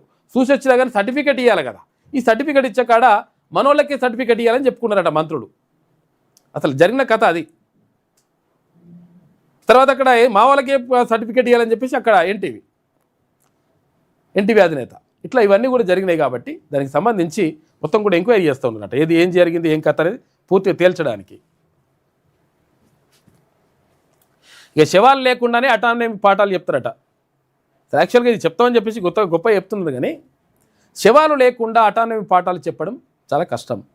ఎందుకంటే ఇక్కడ మెడికల్ కాలేజీల్లో జూనియర్ డాక్టర్లు ప్రత్యేకంగా శిక్షణ తీసుకుంటారు. ఎంబీబీఎస్ చదువుతున్నటువంటి విద్యార్థులు ఎవరైతే ఉంటారో ఆ ఎంబీబీఎస్ విద్యార్థులకు ఏవైతే చనిపోయినటువంటి అనాథ శవాలు కానీ లేకపోతే ఎవరైనా శవాలని ఇస్తే ఆ శవాల ద్వారా వాటిని కోసి ఎక్కడెక్కడ ఏం పార్ట్లు ఉన్నాయి, లోపల ఉన్నటువంటి పార్ట్ ఎట్లుంటాయి, తర్వాత నరాలు ఎట్లుంటాయి, లోపల గుండె ఎట్లుంటుంది, లేకపోతే మూత్రపిండాలు ఎట్లుంటాయి, ఏది ఏ అవయవం ఎట్లా ఉంటుంది, లోపల కళ్ళు ఎట్లుంటాయి, పుచ్చవెలగొడితే లోపల అవయవాలు ఎట్లుంటాయి, మెదడు ఎట్లుంటుంది, ఏం కథ, చెవులు ఎట్లుంటాయి, దీనికి సంబంధించినటువంటి కనెక్టివిటీ ఎట్లుంటుంది, ఇదంతా కూడా విషయాలు కూడా ఆయా శవాలను అనాథ శవాలను తీసుకొచ్చేసి అంటే అక్కడ దొరుకుతాయి చాలా. అంటే ఇప్పుడు గవర్నమెంట్ హాస్పిటల్లో ఎక్కువ దొరుకుతాయి, ఇక్కడ ఉస్మానియా కానీ గాంధీ హాస్పిటల్ లాంటి హాస్పిటల్లో. అయితే వాటి ద్వారా ఏంటంటే ఇవన్నీ కూడా పరిశోధనలు చేస్తారు. ఇప్పుడు కాళోజీ నారాయణరావు కూడా ఇది ఇక్కడ కాకతీయ మెడికల్ కాలేజీకి తన శరీరాన్ని ఇవ్వాలని చెప్పేసి గతంలో అంటే ఆయన బతుకున్నప్పుడు చెప్పిండు. ఆ తర్వాత కుటుంబ సభ్యులు ఆ కాళోజీ నారాయణరావు కవి భౌతిక కాయాన్ని తీసుకుపోయి ఆయన అక్కడ ఇచ్చేసిండ్రు కాకతీయ మెడికల్ కాలేజీకి. అట్లా వాళ్ళు ఏం చేస్తారంటే దాన్ని మొత్తం కూడా కోసి తర్వాత పరిశోధనలు చేసుకోవడానికి ఉపయోగిస్తారు. అయితే ఇప్పుడు అట్లది ఇట్లా వేయడం ద్వారా ఏమవుతుందంటే ప్రాక్టికల్గా అసలు యాక్చువల్గా ఎట్లుంటుంది, నరం అంటే ఎట్లుంటుంది, చెయ్యి అంటే ఎట్లుంటుంది, ఇక్కడ కనెక్టివిటీ ఎట్లున్నది, ఏం కథ, లోపల అవయవాలు ఎట్లున్నాయి, వాటి రక్త ప్రసరణ ఎట్లా పనిచేస్తుంది, ఏం కథ అని చెప్పేసి సీనియర్ ప్రొఫెసర్లు ఈ విద్యార్థులకు ఎవరైతే ఎంబీబీఎస్ చదువుతున్నటువంటి విద్యార్థులు ఎవరైతే ఉంటారో వాళ్ళకు వివరిస్తారు ఆ శవాలను కోసి. అయితే ఇప్పుడు అది లేకుండా అనాటమీ అవి లేకుండానే మరి డైరెక్ట్గా ప్రాక్టికల్స్ మరి యూటిలైజ్ చేస్తారని చెప్పేసి అంటున్నారు. దానివల్ల పెద్ద ప్రయోజనం ఉండకపోవచ్చు. అసలు యాక్చువల్గా ప్రాక్టికాలిటీ ఉంటే మంచిగా ఉంటుంది, ప్రాక్టికల్గా వాళ్ళకి చెప్తేనే మంచిగా ఉంటుంది. కాకపోతే ఏంటంటే మరి అది లేదని చెప్పేసి అంటున్నారు. రక్తం అంటకుండానే సర్జరీ ట్రైనింగ్ అట్ట. ఈ రక్తం అంటకుండా సర్జరీ ట్రైనింగ్ చేస్తే ఒకవేళ పుసుకున్నట్ట ఆడికి ఏదైనా కట్ చేయాల్సి వచ్చినప్పుడు ఆటోమేటిక్గా కట్ చేయాల్సి వస్తుంది. కట్ చేయాల్సి వచ్చినప్పుడు అబ్బు అని చెప్పేసి అడ్డం పడ్డాడు అనుకో డాక్టరే, ఏం కావాలో పరిస్థితి ఏంది? ట్రైనింగు వర్చువల్గా లెసన్స్ వర్చువల్గా చూపిస్తారట. ఇక్కడ ఇలా టీవీలో వేసేసి తర్వాత ఇట్లా చూసుకోవాలి సార్లు లేకుండానే. మెడికల్ ఎడ్యుకేషన్లో డిజిటల్ ప్రయోగానికి ప్రభుత్వం ఆలోచన చేస్తుందంటే ఈ ఆలోచన అయితే పెద్ద మంచిది కాదు. సరే టెక్నాలజీ ఉపయోగించడానికి తర్వాత కొంచెం తెలుసుకోవడానికి ఇంకెక్కువ లోతుగా తెలుసుకోవడానికి ఉపయోగించండి, కానీ అసలే శవాలు లేకుండా అసలే యాక్చువల్గా డెడ్ బాడీ లేకుండా మరి ఎట్లా చేస్తారు అనేటువంటిది మరి ఏందో కథ. ఇది ప్రాక్టికల్గా వాళ్ళు తెలుసుకోకపోతే వాళ్ళు నిజంగా హాస్పిటల్లోకి వెళ్ళిన తర్వాత ఎట్లా చేస్తారు అది? ఇక సిమ్యులేషన్ టూల్స్తో క్లాసులు చెప్తారట. మెడికోలకు డీప్గా అర్థమయ్యే విధంగా పాఠాలు డిజిటలైజేషన్ చేస్తుంటారు. ఈ డిజిటలైజేషన్ చేయండి పాఠాలు ఓకే, కానీ ఇక 3Dలో గుండె కిడ్నీలు VR టెక్నాలజీతో ఈజీగా సబ్జెక్ట్ చెప్తున్నాను చెప్పడం ఓకే మీరు, కానీ విషయం ఏంటంటే ప్రాక్టికల్స్ కూడా ఉండాలి, వాళ్ళు ప్రాక్టికల్గా పనిచేయాలి కదా. ఇది ఉన్నాయి. ఇక 37 కుక్కల డెడ్ బాడీలు వెలికి తీతనట. ఎక్కడ యాచారం దగ్గర 2 చోట్ల జేసీబీలతోటి తవ్వకాలు చేసిండ్రు, అక్కడే పోస్ట్ మార్టం చేసి ఖననం చేసిండ్రు. నిర్మల్ జిల్లాలోనూ దారుణం, 150 కుక్కలకు విషపు ఇంజక్షన్లు ఇచ్చిరట. కుక్కల్ని చంపుతామని చెప్పేసి కొంతమంది హామీ ఇచ్చిండ్రు. ఎవరు? సర్పంచ్ అభ్యర్థులు ఇట్లా హామీ ఇచ్చినట్టుగానే కుక్కలు చంపేసిండ్రు. కొన్ని దగ్గరలోనేమో కొన్ని జిల్లాలనేమో మటన్లా చికెన్లా తర్వాత ఏది విషం కలిపి పాయిజన్ కలిపేసి వేసేసిండ్రు. వేస్తే అవి తిన్నటువంటి కుక్కలు చాలా వరకు చనిపోయినాయి, 100 కుక్కలు చనిపోయినాయి. తర్వాత ఇక్కడ ఏది యాచారం మండలంలో కూడా 100-150 కుక్కలు చంపేసిరట, ఇంజక్షన్లు ఇచ్చి చంపినరంట. చంపేస్తే దానికి సంబంధించి ఒక యాక్టివిస్టు మేనకా గాంధీకి ఫోన్ చేసి చెప్తే మేనకా గాంధీ దీనిపైన విచారణకు ఆదేశించండి అని చెప్పేసి ఆమె రిక్వెస్ట్ చేస్తే విచారణ జరుగుతూ ఉంది. అందులో భాగంగా కుక్కలు పూడ్చిపెట్టినటువంటి ఏదైతే గోతులు ఉంటాయో దాంట్లో నుంచి కుక్కలు తీసిరట. నిన్న కొన్ని కుక్కల మృతదేహాలు దొరికినాయట. రంగారెడ్డి జిల్లా యాచారం పంచాయతీ పరిధిలో ఈ నెల 19న వీధి కుక్కలకు ఇంజక్షన్లు ఇచ్చి చంపిన కేసులో పోలీసుల దర్యాప్తు ముమ్మరం చేసిరట. కుక్కలను పాతిపెట్టినట్లు చెప్తున్న యాచారం శివార్లోని డంపింగ్ యార్డ్ ప్లేస్కు గురువారం ఉదయం పోలీసులు, వెటర్నరీ సిబ్బంది, ఇటు అధికారులు వెళ్లారు. కుక్కలను పాతిపెట్టినట్లు చెప్తున్న చోట జేసీబీతో తవ్వకాలు జరిపారు. ఒక్కో కుక్క కళేబరాన్ని బయటకు తీసి అక్కడే పోస్ట్ మార్టం చేసి పాతిపెట్టినట. ఏం చేసిరు, ఎట్లా చంపిరు, ఏం కథ, మందు ఇచ్చిండ్రా, ఇంజక్షన్ ఇచ్చిండ్రా, లేకపోతే మటన్ చికెన్లా ఏమైనా మందు పెట్టినరా, ఇట్లాంటివి కూడా మొత్తం కూడా చూస్తూ ఉన్నదంట ఆ కుక్కలకు సంబంధించి. కర్ణాటక గవర్నర్ది అదే తీరు చూసుకోయిగా. గవర్నర్కి ఇష్టంలో ఉండలేదు. ఏమవుతుందంటే గవర్నరు ఏం చేయాలి, ప్రభుత్వం రాసిచ్చినటువంటి తనకు అనుకూలంగా రాసిచ్చినటువంటి ప్రసంగం ఏదైతే ఉంటుందో ఆ ప్రసంగాన్ని మొట్టమొదటి చదువుతాడు ఎక్కడ, అసెంబ్లీలో. ఈ చదివేటప్పుడు ఏమవుతుందంట, ఈ కర్ణాటక అసెంబ్లీలో చదివేటప్పుడు కర్ణాటకలో ఉన్నది కాంగ్రెస్ ప్రభుత్వం, సిద్ధరామయ్య అక్కడ ముఖ్యమంత్రిగా ఉన్నాడు. అయితే ఏమవుతుంది, ఇక్కడ కేంద్ర ప్రభుత్వానికి వ్యతిరేకంగా కేంద్ర ప్రభుత్వాన్ని తిడుతున్నట్టుగా కేంద్ర ప్రభుత్వాన్ని విమర్శిస్తున్నట్లుగా ఏది ఆ ప్రసంగంలో పెట్టిరట. మాకు అది ఇయ్యలేదు ఇట్లా దొంగ ప్రభుత్వం మొత్తం అన్యాయం చేస్తుంది, అక్రమం చేస్తుందని రాసినట్లా. అయితే కేంద్ర ప్రభుత్వం అట్లా చేస్తుంటే ఈయనకెందుకు బాధ అంటే, కేంద్ర ప్రభుత్వం నియమిస్తుంది అసలు యాక్చువల్గా, అంటే డైరెక్ట్గా పార్టీ అని ఉండదు అసలు యాక్చువల్గా. కాకపోతే ఏంటంటే కేంద్ర ప్రభుత్వం నియమిస్తుంది కాబట్టి ఆయన భారతీయ జనతా పార్టీకి అనుకూలంగా ఉన్నటువంటి మనిషి ఉంటాడు కాబట్టి దాంతో అక్కడ ఇది కాదు అని చెప్పేసి పక్కకు పెట్టేసి ఆయన 2 మాటలు చెప్పి వెళ్ళిపోయాడట. అసలు వాకౌట్ చేస్తాడు, ఎవరు వాకౌట్ చేస్తారు ఎక్కువ శాతము, ప్రతిపక్షాలు వాకౌట్ చేస్తాయి. ఈ ప్రతిపక్షాలు వాకౌట్ చేస్తుడు పక్కకు పెడితే సభ్యులు వాకౌట్ చేయాలి, కానీ సభ్యులు వాకౌట్ చేస్తుడు పక్కకు పెట్టి ఇప్పుడు గవర్నరే వాకౌట్ చేసి వెళ్ళిపోయాడట. అట్లా అయింది. అసెంబ్లీలో ప్రభుత్వ ప్రసంగం చదవకుండా వాకౌట్ చేసిండట. సొంతంగా రాసుకున్న 2 లైన్లు చదివిండట, వెళ్ళిపోయాడట. నేను చదవరా నాయన అని. స్పీచ్ కాపీలో కేంద్ర ప్రభుత్వంపై విమర్శలు ఉన్నాయని ఆయన అభ్యంతరం వ్యక్తం చేసిండు. అట్లా కేంద్ర ప్రభుత్వం మీద విమర్శ ఎట్లా చేస్తారని. గవర్నర్ తీరుపై కాంగ్రెస్ తీవ్ర అసహనం వ్యక్తం చేసింది, సభలో నినాదాలు చేసింది. సుప్రీంకోర్టుకు వెళ్లే అంశాన్ని పరిశీలిస్తామని సీఎం సిద్ధరామయ్య అంటున్నాడు కర్ణాటకలో. ఇటీవల తమిళనాడు, కేరళ అసెంబ్లీలో కూడా ఇదే సీను. అక్కడ కూడా తమిళనాడులో కూడా అట్లే జరుగుతుంది. తమిళనాడు ప్రభుత్వం ఏ నిర్ణయం తీసుకున్నా ఆయన లేదు అని చెప్పేసి పక్క పెడుతున్నాడు. దీంతో వాళ్ళు సుప్రీంకోర్టు కూడా వెళ్ళారు. అంటే గవర్నర్లు అసలు యాక్చువల్గా ఈ అసెంబ్లీలో ఉభయ సభలు తీసుకున్నటువంటి నిర్ణయాన్ని వాళ్ళు స్వాగతించాలి, ముద్రేయాలి. ఇష్టం లేకపోతే కొంత పక్కకు పెట్టాలి, తిప్పి పంపాలి. పంపిస్తే మళ్ళీ 6 నెలల మళ్ళీ పంపిస్తే తప్పకుండా స్టాంప్ వేయాల్సిందే. కాకపోతే ఏంటంటే ఈ ప్రసంగం ఉంటుంది, ప్రసంగాలు చదువుతలేరట.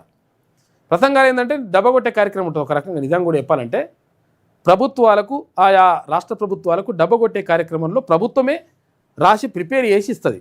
ఆ ప్రసంగం చదవమని చెప్తారనమాట. అది ఇష్టం లేనటువంటి వాళ్ళు అట్లా చేస్తున్నట. సభలోంచి వెళ్ళిపోతున్న గవర్నర్, నినాదాలు చేస్తున్న కాంగ్రెస్ సభ్యులు. ఇక EU టారిఫ్లపై ట్రంప్ పీచే మూడంట, మళ్ళీ వెనక తగ్గిండు కాక. ఏమైంది, అన్ని దేశాలు కూడా అట్టెట్టయితారా నాయన నీ కథ ఏంది అసలు యాక్చువల్గా, మొత్తం నిన్నే బహిష్కరిస్తామని చెప్పిరాళ్ళు. చెప్తే ఏం చేయాలని అర్థం కాక పీచే మూడేయంట. మళ్ళీ వెనక్కి తగ్గి అట్లేం లేదు, టారిఫ్లు అట్లా ఏం లేయా అట్లా అని చెప్పినాడు. మళ్ళీ నాటో సెక్రటరీ జనరల్ మార్క్ రూట్తో భేటీ అయ్యిండు. ఆర్కిటిక్ భద్రతపై ఒప్పందం, నేను డిక్టేటర్ని. డిక్టేటర్ అంటే ఏంటంటే నియంత, నేను ఇష్టం వచ్చిన నేను చెప్తా చేయాలి, లేకపోతే బాగుండదు, చంపేస్తా, ఇట్లా అంటాడు అనమాట. నేను డిక్టేటర్ని ఆయన్నే చెప్పుకున్నాడు. కొన్నిసార్లు ఆ అవసరం ఉంటుందని కామెంట్. గ్రీన్లాండ్ స్వాధీనానికి బలప్రయోగం చేయబోనని చెప్పేసి చెప్తున్నాడు. బలప్రయోగం చేయగానే గుండుకుంటా అంటున్నాడు. మళ్ళీ ఇదో కథ.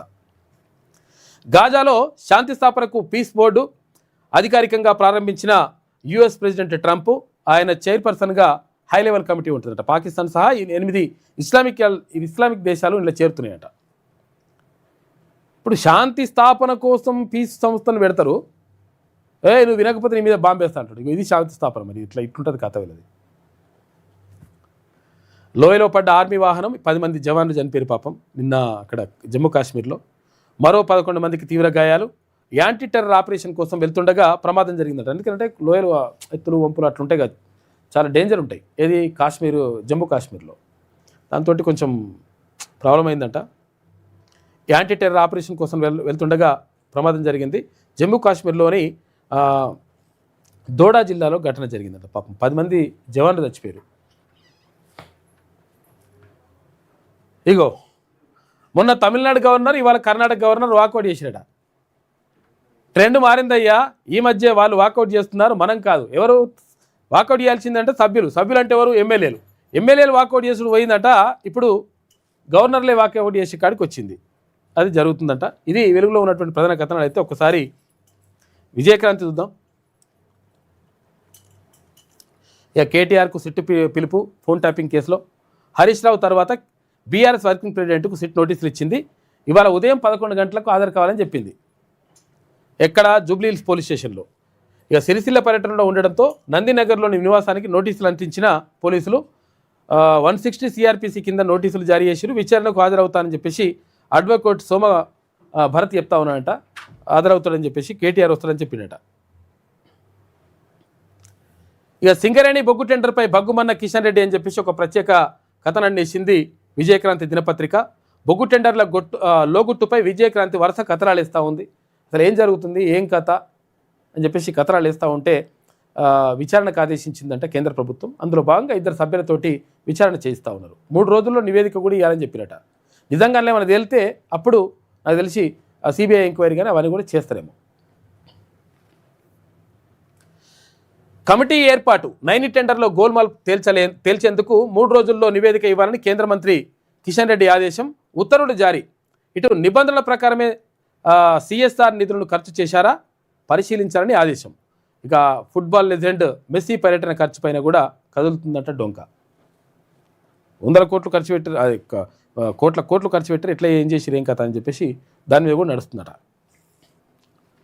లీకు వీరుడు పీకేదేమిటి, విచారణకు బరాబర్ వెళ్తా, మంత్రుల ఫోన్ ట్యాప్ కావడం లేదా అని అడుగుతా, ఏ తప్పు చేయలేదు, ఎవరికి భయపడడం, లొట్టపీస్ కేసులు, టీవీ సీరియల్గా సిట్ విచారణలు, జడ్పీ ఎన్నికలను తప్పించడానికి నోటీసులట, మంత్రులు ఉత్తమ్ కోమటిరెడ్డి ఫోన్లు ట్యాప్ చేస్తున్నారు, చూసుకోయిగా మంత్రులే ఫోన్ ట్యాప్ చేస్తున్నారు, ఈయనకెట్లా తెలుస్తాం మరి. ఉన్న జిల్లాలను రద్దు చేస్తే నా నాయకత్వంలోనే ఉద్యమం, బీఆర్ఎస్ వర్కింగ్ ప్రెసిడెంట్ కేటీఆర్ అంటున్నాడ. ఈయనేమంటుండు, నువ్వు ట్యాప్ చేసినావు, నువ్వు రా విచారణకు రా అని చెప్పేసి ఆయన అంటే, లేదు ఇప్పుడు ఉత్తమ్ కుమార్ రెడ్డి ఫోను తర్వాత కోమటిరెడ్డి ఫోన్ మీరు ట్యాప్ చేస్తలేరా, మంత్రుల ఫోన్లో మీరు ట్యాప్ చేస్తారని చెప్పేసి అంటున్నాడు. మరి ఈయనకెట్లా సమాచారం వచ్చిందో అర్థమవుతలేదు. కథనే ఉంది నడుస్తుంది. అంటే ఆయనకు తెలుసు ఇట్లా చేస్తారని, ఎట్లా చేస్తారో కూడా తెలుసు అన్నట్టు ఒక రకంగా రామన్నకు. ప్రేమ లేఖల్లా సిట్ నోటీసులు అని చెప్పేసి ప్రేమ లేఖలా తీసుకుంటారట, లవ్ లెటర్ అనుకుంటారట. ఇప్పుడు సిట్ నోటీసులు పంపిస్తే అట్లా ప్రేమ లేఖలు అయిపోయినాయి. ఎందుకంటే విషయం ఏంటంటే ఎప్పుడైనా కానీ డబ్బున్న వాళ్లకు కొన్ని చుట్టాలు అయిపోతుంటాయి కొన్నిసార్లు. అంటే మంచి అడ్వకేట్ని పెట్టుకొని మంచిగా వాదించి గట్టిగా చేస్తే నందిని పంది అవుతుంది, పంది నంది అవుతుంది, అట్లుంటుంది అనమాట. అందుకనే ఏమిటి సిట్ నోటీసులు పంపిస్తే ప్రేమ లేఖలు అంటున్నట, లవ్ లెటర్ అంటుండు ఎవరు, హరీష్ రావు. ఎన్నిచ్చినా బెదరం, హామీలు అమలయ్యేదాకా రేవంత్ను వదలం, ప్రజాపాలనలో క్రాప్ హాలిడే, ఉమ్మడి మెదక్ జిల్లాలో మున్సిపల్ పీఠాలను క్లీన్ స్వీప్ చేస్తాం అని చెప్పేసి మాజీ మంత్రి హరీష్ రావు అంటున్నాడు. ఇక బీఆర్ఎస్ చేయి పెడితే కాంగ్రెస్ కాలు పెడుతోంది.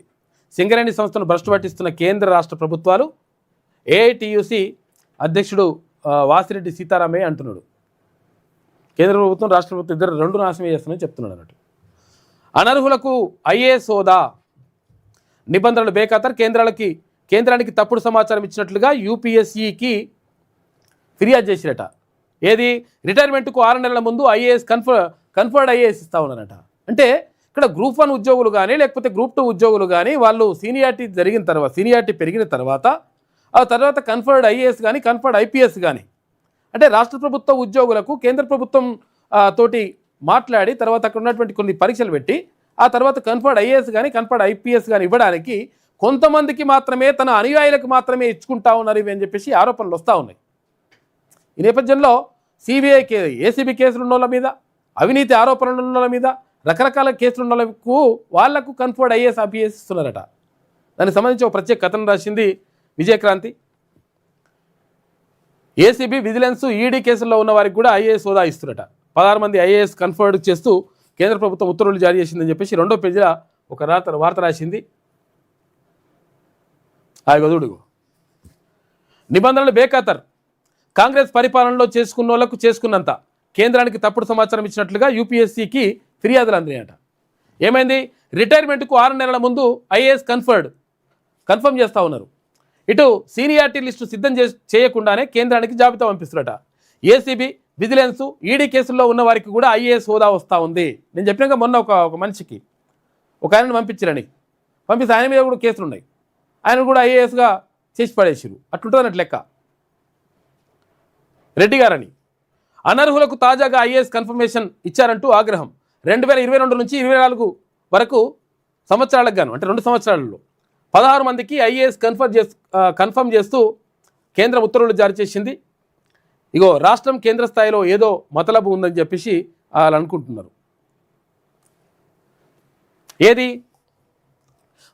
ప్రజాప్రభుత్వం అని చెప్పుకునేటువంటి కాంగ్రెస్ పార్టీ పరిపాలనలో ఎవరు ఎంత చేసుకుంటే అంత అన్న చందంగా పరిస్థితులు కనబడుతున్నాయి.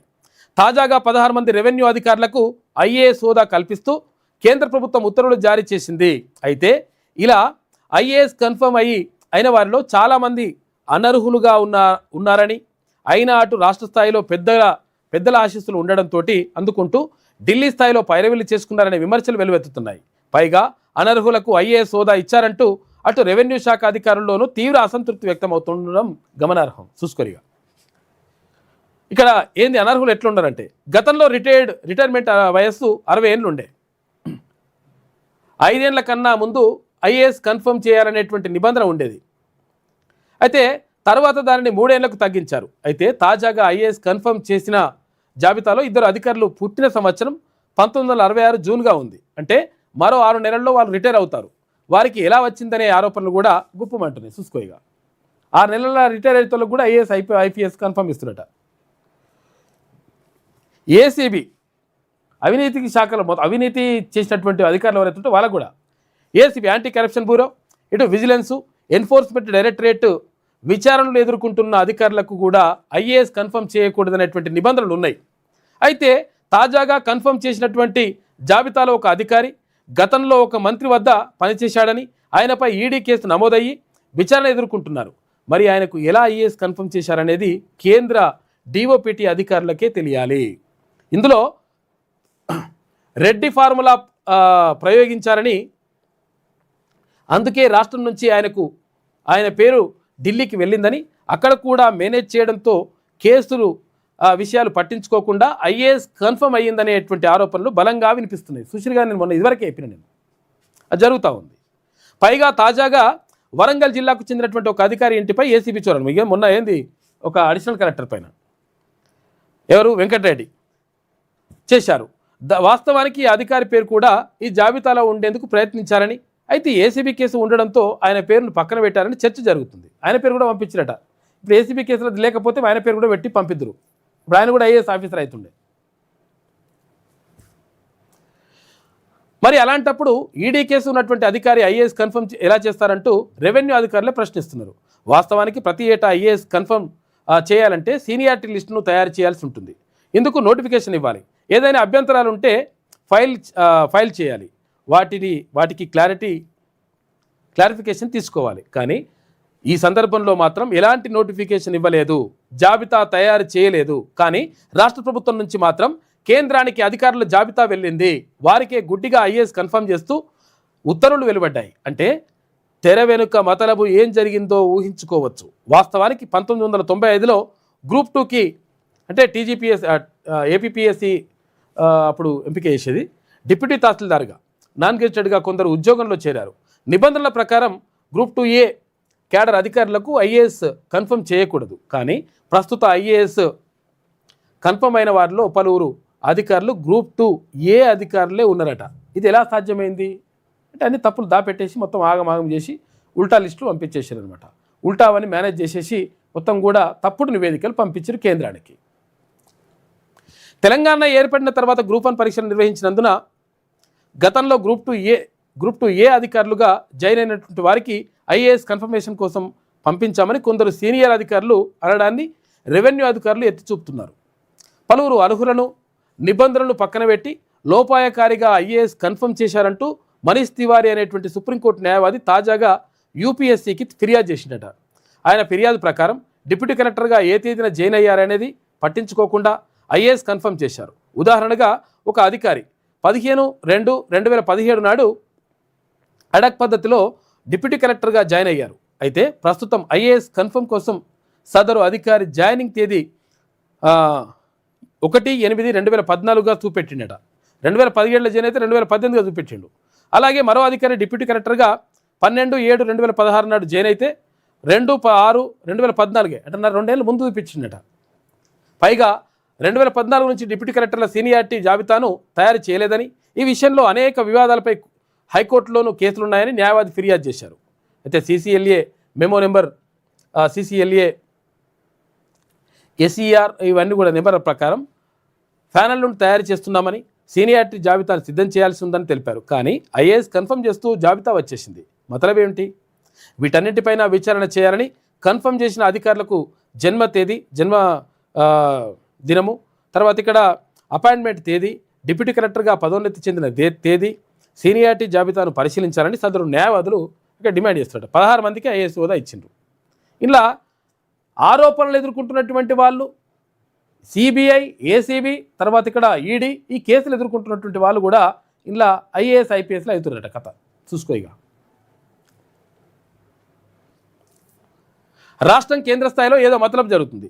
16 మంది రెవెన్యూ అధికారులకు IAS హోదా కల్పించడంపై అనేక ఆరోపణలు వినబడుతున్న నేపథ్యంలో అసలు రాష్ట్రం ఎలా జాబితా పంపింది, కేంద్రం ఎలా ఆమోదించిందనే ప్రశ్నలు ఉదయిస్తున్నాయి. ఎందుకంటే మనోళ్ళ కంటే పంపించేసారు, మనోళ్ళు పంపించేశారని చెప్పేసి పాపం రెడ్డి గారిని పంపించారట మొన్న. ఇట్లా వేస్తూ ఉన్నారు లెక్కలు. కాబట్టి మొత్తం కూడా అనర్హులకు IAS హోదా రావడానికి ప్రయత్నం చేస్తున్నటువంటి ఆరోపణలు కనిపిస్తూ ఉన్నాయి. కాబట్టి అది కథ. మనోడు ఉంటే ఇట్లా పంపించేస్తారన్నమాట. అని మీద కేసులు ఉండని, ఏముండని, మన్ను ఉండని, మసాడం ఉండని, వాళ్ళు లంగలు కానీ దొంగలు కానీ మొత్తం అవినీతి ఆరోపణలు ఎదుర్కొని ఏమన్నా కానీ ఇక వాడు పోయి IAS అధికారి అవుతాడు. IAS అధికారి అయినాక ఊకుంటాడా? ఇవాళ ₹1 కోటి తిన్నాడు, రేపు 100 కోట్లు తింటాడు. ఇక అట్లా దీనికోసం మనము చేస్తున్నట్టుగా కనిపిస్తూ ఉంది. కాబట్టి ఈ కన్ఫర్డ్ IAS కానీ కన్ఫర్డ్ IPS కానీ ఇచ్చేటప్పుడు 100% దీన్ని పరిశీలించాల్సిన అవసరం ఉంటుంది. వాళ్ళపైన ఏం కేసులు ఉన్నాయి, వాళ్ళ పైన ఏమైనా అవినీతి ఆరోపణలు ఉన్నాయా లేవా, లేకపోతే ACB కేసులు కానీ, ED కేసులు కానీ, లేకపోతే ఎన్ఫోర్స్మెంట్ డైరెక్టరేట్ కేసులు కానీ ఏమున్నాయి, ఏం కథ, ఇవన్నీ కూడా పరిశీలించాల్సిన అవసరం ఉంటుంది. గ్రూప్ 2 సెలెక్ట్ అయిన వాళ్ళని తీసుకొచ్చేసి తర్వాత మెల్లమెల్లగా గ్రూప్ 2 అయితే డిప్యూటీ తహసీల్దార్, ఆ తర్వాత RDO, ఆ తర్వాత అడిషనల్ కలెక్టర్. ఈ అడిషనల్ కలెక్టర్ అయిపోయిన తర్వాత ఏమైంది, ఇంకా అంతా మంచిగా ఉన్నది సార్, సూపర్ డూపర్ అని చెప్పేసి రాసిచ్చేసి అక్కడ IAS ఆఫీసర్ని చేస్తున్నారు వీళ్ళని. అంటే అనర్హులని కూడా చేయడానికి కారణం ఏంది అంటే మనోడే వేసి పడేసేయి. రెడ్డి గారు స్మరణాలు, రెడ్డి గారు కాబట్టి వేసేసేయండి. ఇగో ఇటువంటి కథలు నడుస్తున్నాయని చెప్పేసి ప్రత్యేక కథనం కనిపిస్తూ ఉంది విజయక్రాంతి దినపత్రికలో.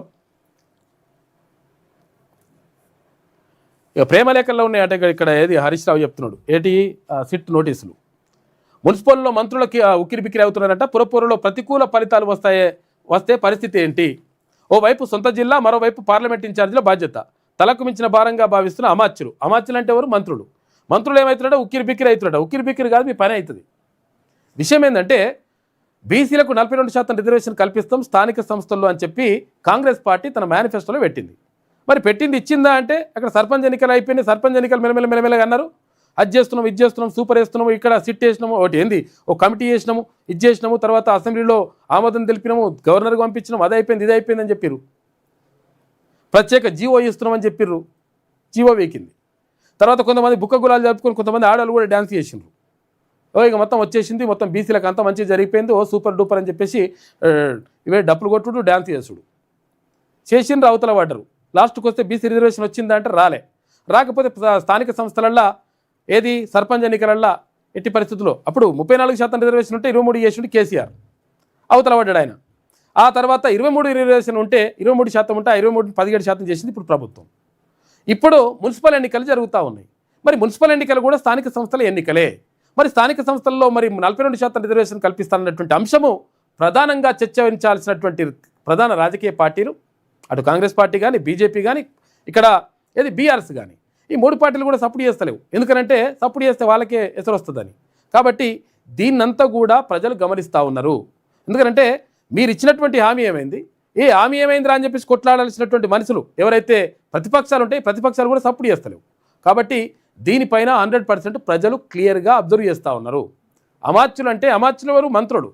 మంత్రులు ఇప్పుడు ఇవాళ మంత్రులు కావచ్చు. ఇప్పుడు చాలా గతంలో కూడా చాలామంది అహంకారంతో మేమే మంత్రులం అయిపోయినాం. అరే ఎప్పుడు రాజులు ఉంటారా నాయన? ఎందుకంటే ఎవరు హిట్లర్ లాంటి వాళ్ళే మొత్తం కూడా తనకు తాను కాల్చుకొని ఆత్మహత్య చేసుకోవాల్సినటువంటి పరిస్థితి ఏర్పడ్డది. అహంకారం పనికిరాదు.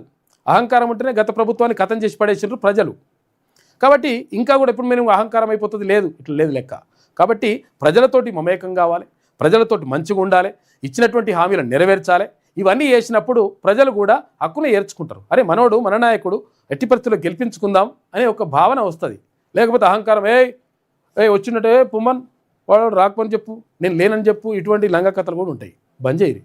ఏ నాయకుడైనా సరే, ఏ స్థాయిలో ఉన్నా సరే, ప్రజలతోటి మంచిగా ఉండి, ప్రజలతోటి వాళ్ళ బాధలేంటి, వాళ్ళ కష్టాలేంటి తెలుసుకొని, వాళ్ళతో మంచిగా మాట్లాడి, వాళ్ళకు పరిష్కార మార్గం అయ్యేటువంటి చూస్తే అప్పుడు 100% ప్రజలు అరే మా ఓడు అసలు యాక్చువల్గా ఎట్టి పరిస్థితుల్లో గెలిపించాలి, ఈయన నాయకుడిగా ఉండాలని చెప్పేసి ఎక్కువ కాలం ఉంచడానికి ప్రయత్నం చేస్తారు. లేకపోతే తీసి బండ కొడతారు. 5 ఏళ్ళంటే ఇంక 2 ఏళ్ళు అయిపోయింది, ఇక్కడ 3 ఏళ్ళు అయితే కొడతారు. కాబట్టి ఎప్పుడు కూడా ఇట్లా ఉండాలని చెప్పేసి కోరుకుంటారు. మున్సిపల్లో ఉక్కిరి బిక్కిరి అవుతున్నట, ఇంక వస్తున్నాయి, మరి ఎట్లా ఏం చేద్దాం ఏం కథ అనే దాని మీద ఇక Davos at the rate of 29,000 కోట్లు అని చెప్పేసి ఇందులో ఒక్కొక్క పేపర్లో ఒక్కొక్క రకంగా రాస్తారు. 1,000 కోట్లు వస్తున్నాయి, లక్షల కోట్లు వస్తున్నాయి అని చెప్పేసి ఉన్నాయి. 5 లక్షల కోట్లు ఓకే 5 లక్షల కోట్లు వచ్చినాయి అన్నారు. 5 లక్షల కోట్లు వచ్చినట్టు మరి ఎంతమందికి ఉద్యోగాలు వచ్చినాయి? ఈ 5 లక్షల కోట్ల పేరుతో ఏం చేస్తుంటారంటే, ఇప్పుడు పేదోడు ఇల్లు కట్టుకుంటాంటేనే జాగలేదు భయ్, జాగలేదు, జాగున్నోడే ఇల్లు కట్టుకోవాలని చెప్పేసారు, బాగానే ఉన్నది. కానీ మరి అమ్ముకోవడానికి, ప్రభుత్వం అమ్ముకోవడానికి ఏమో భూములు ఉంటాయి. తర్వాత ఇక్కడ ఇటువంటి పెట్టుబడులు ఇవి వచ్చినప్పుడు 1000 ఎకరాల భూములని ఏది సెజ్ల పేరుతోటి, SEZల పేరుతోటి ప్రత్యేక ఆర్థిక మండళ్ళు అని చెప్పేసి గతంలో వైఎస్ రాజశేఖర రెడ్డి తీసుకొచ్చేసి ఏం చేసిండు, 1000 ఎకరాల భూమిని ఆ కంపెనీలకు రాసిచ్చేసిండు. తీసుకోరా భయ్, 199 సంవత్సరాలు తీసుకో రిలీజ్ నువ్వే అని చెప్పేసి అంటే వాళ్ళు లంక కొడుకులు భూమి తీసుకున్నారు, అవతల పడ్డారు. తర్వాత కొంతమంది భూమిని కూడా అమ్ముకున్నారు. అంటే ఇటువంటి పరిస్థితులు జరుగుతూ ఉన్నాయి. కాబట్టి 100% ఏది ఈ 1000 కోట్లు రావడం ఏందో కానీ ఎంతమందికి ఉద్యోగాలు ఇచ్చినాం, అందులో తెలంగాణ వాళ్ళు ఎంతమంది ఉన్నారు, ఏం కథ, ఈ విషయాలన్నీ కూడా బయటకు చెప్పాల్సినటువంటి అవసరం, బాధ్యత ప్రభుత్వం పైన ఉంటుంది. ఆ పని చేస్తే మంచిగా ఉంటుంది. దావోసుల పెట్టుబడి రోజు నిన్న 5,000 కోట్లు, మొన్న 29,000 కోట్లు ఇట్లా అని చెప్పేసి చెప్తా ఉన్నారు. ఇట్లా జరుగుతూ ఉంది కథ. ఉపేక్షించేది లేదు. ధాన్యం దారి మళ్లిస్తే మిల్లర్లపై కఠిన చర్యలు, ధాన్యం ఉత్పత్తి కొనుగోలులో తెలంగాణ రికార్డు అని చెప్పేసి మంత్రి ఉత్తమ్ కుమార్ రెడ్డి చెప్తా ఉన్నాడు.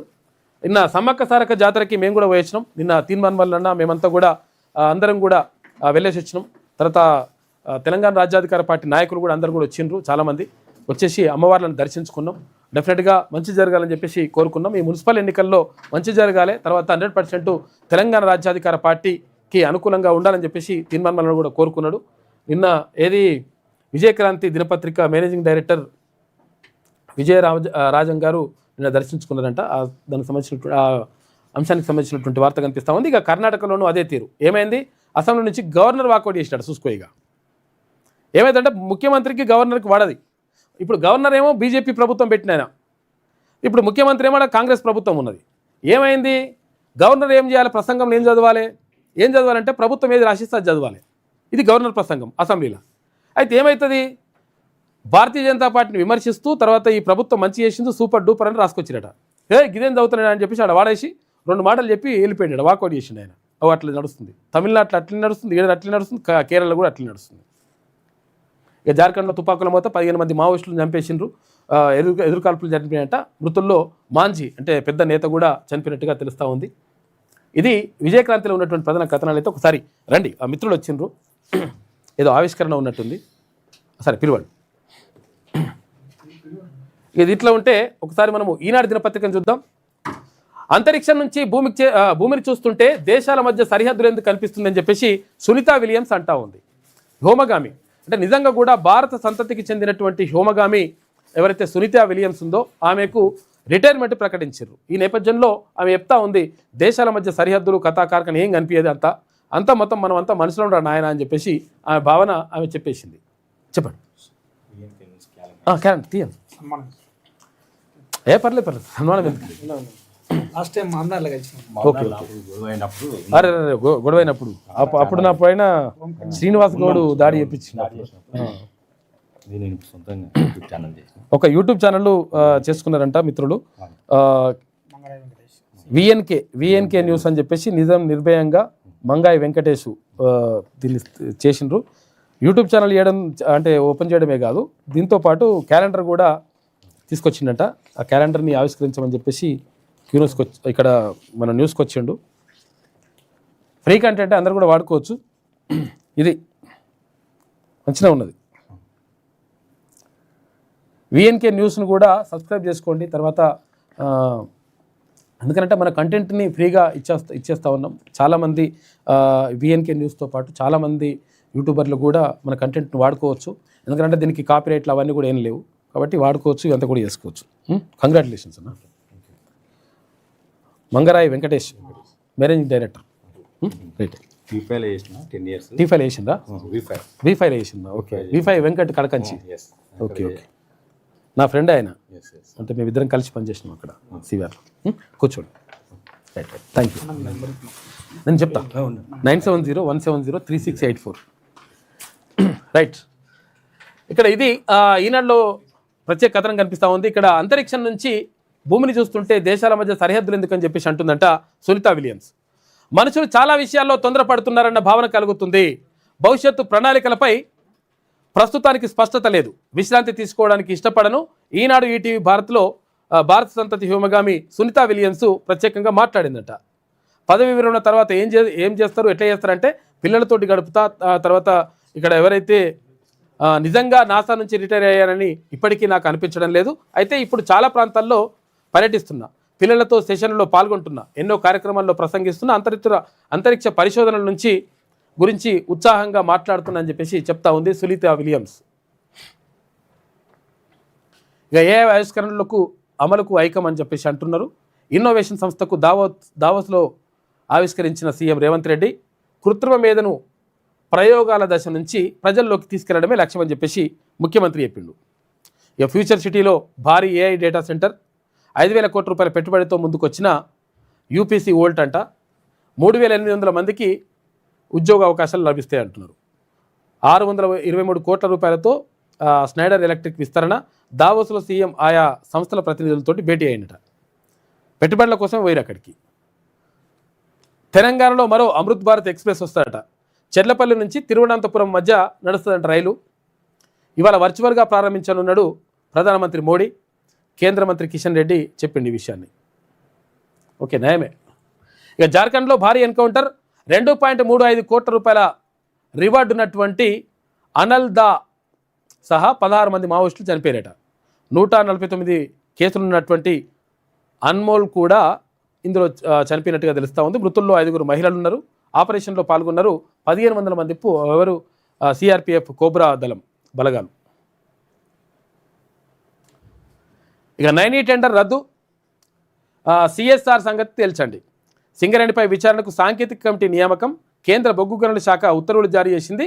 3 రోజుల్లో నివేదిక ఇవ్వాలని ఆదేశాలు. ఉత్తర్వులు చేరేలోగానే హైదరాబాద్ వచ్చేసినట్టు కమిటీ సభ్యులు. ఎంక్వైరీ నడుస్తూ ఉంది, 3 రోజులు వేయాలట.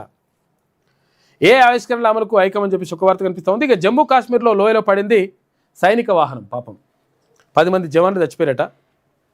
దారుణం నిజంగా.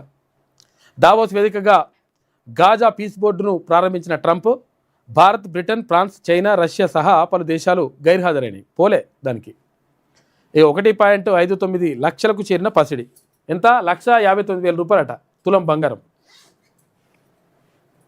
ఇక కేటీఆర్కు సిట్ పిలుపు అట. ఫోన్ అక్రమ ట్యాపింగ్ కేసులో నేడు విచారణ. భరోసా ఆర్థిక లావాదేవీలపై ప్రశ్నించే అవకాశం ఉందట. ఎట్లొచ్చినాయి, ఏం కథ? 800 కోట్లు ఎట్లొచ్చినాయి? 1,600 కోట్ల రూపాయలు వచ్చినాయి.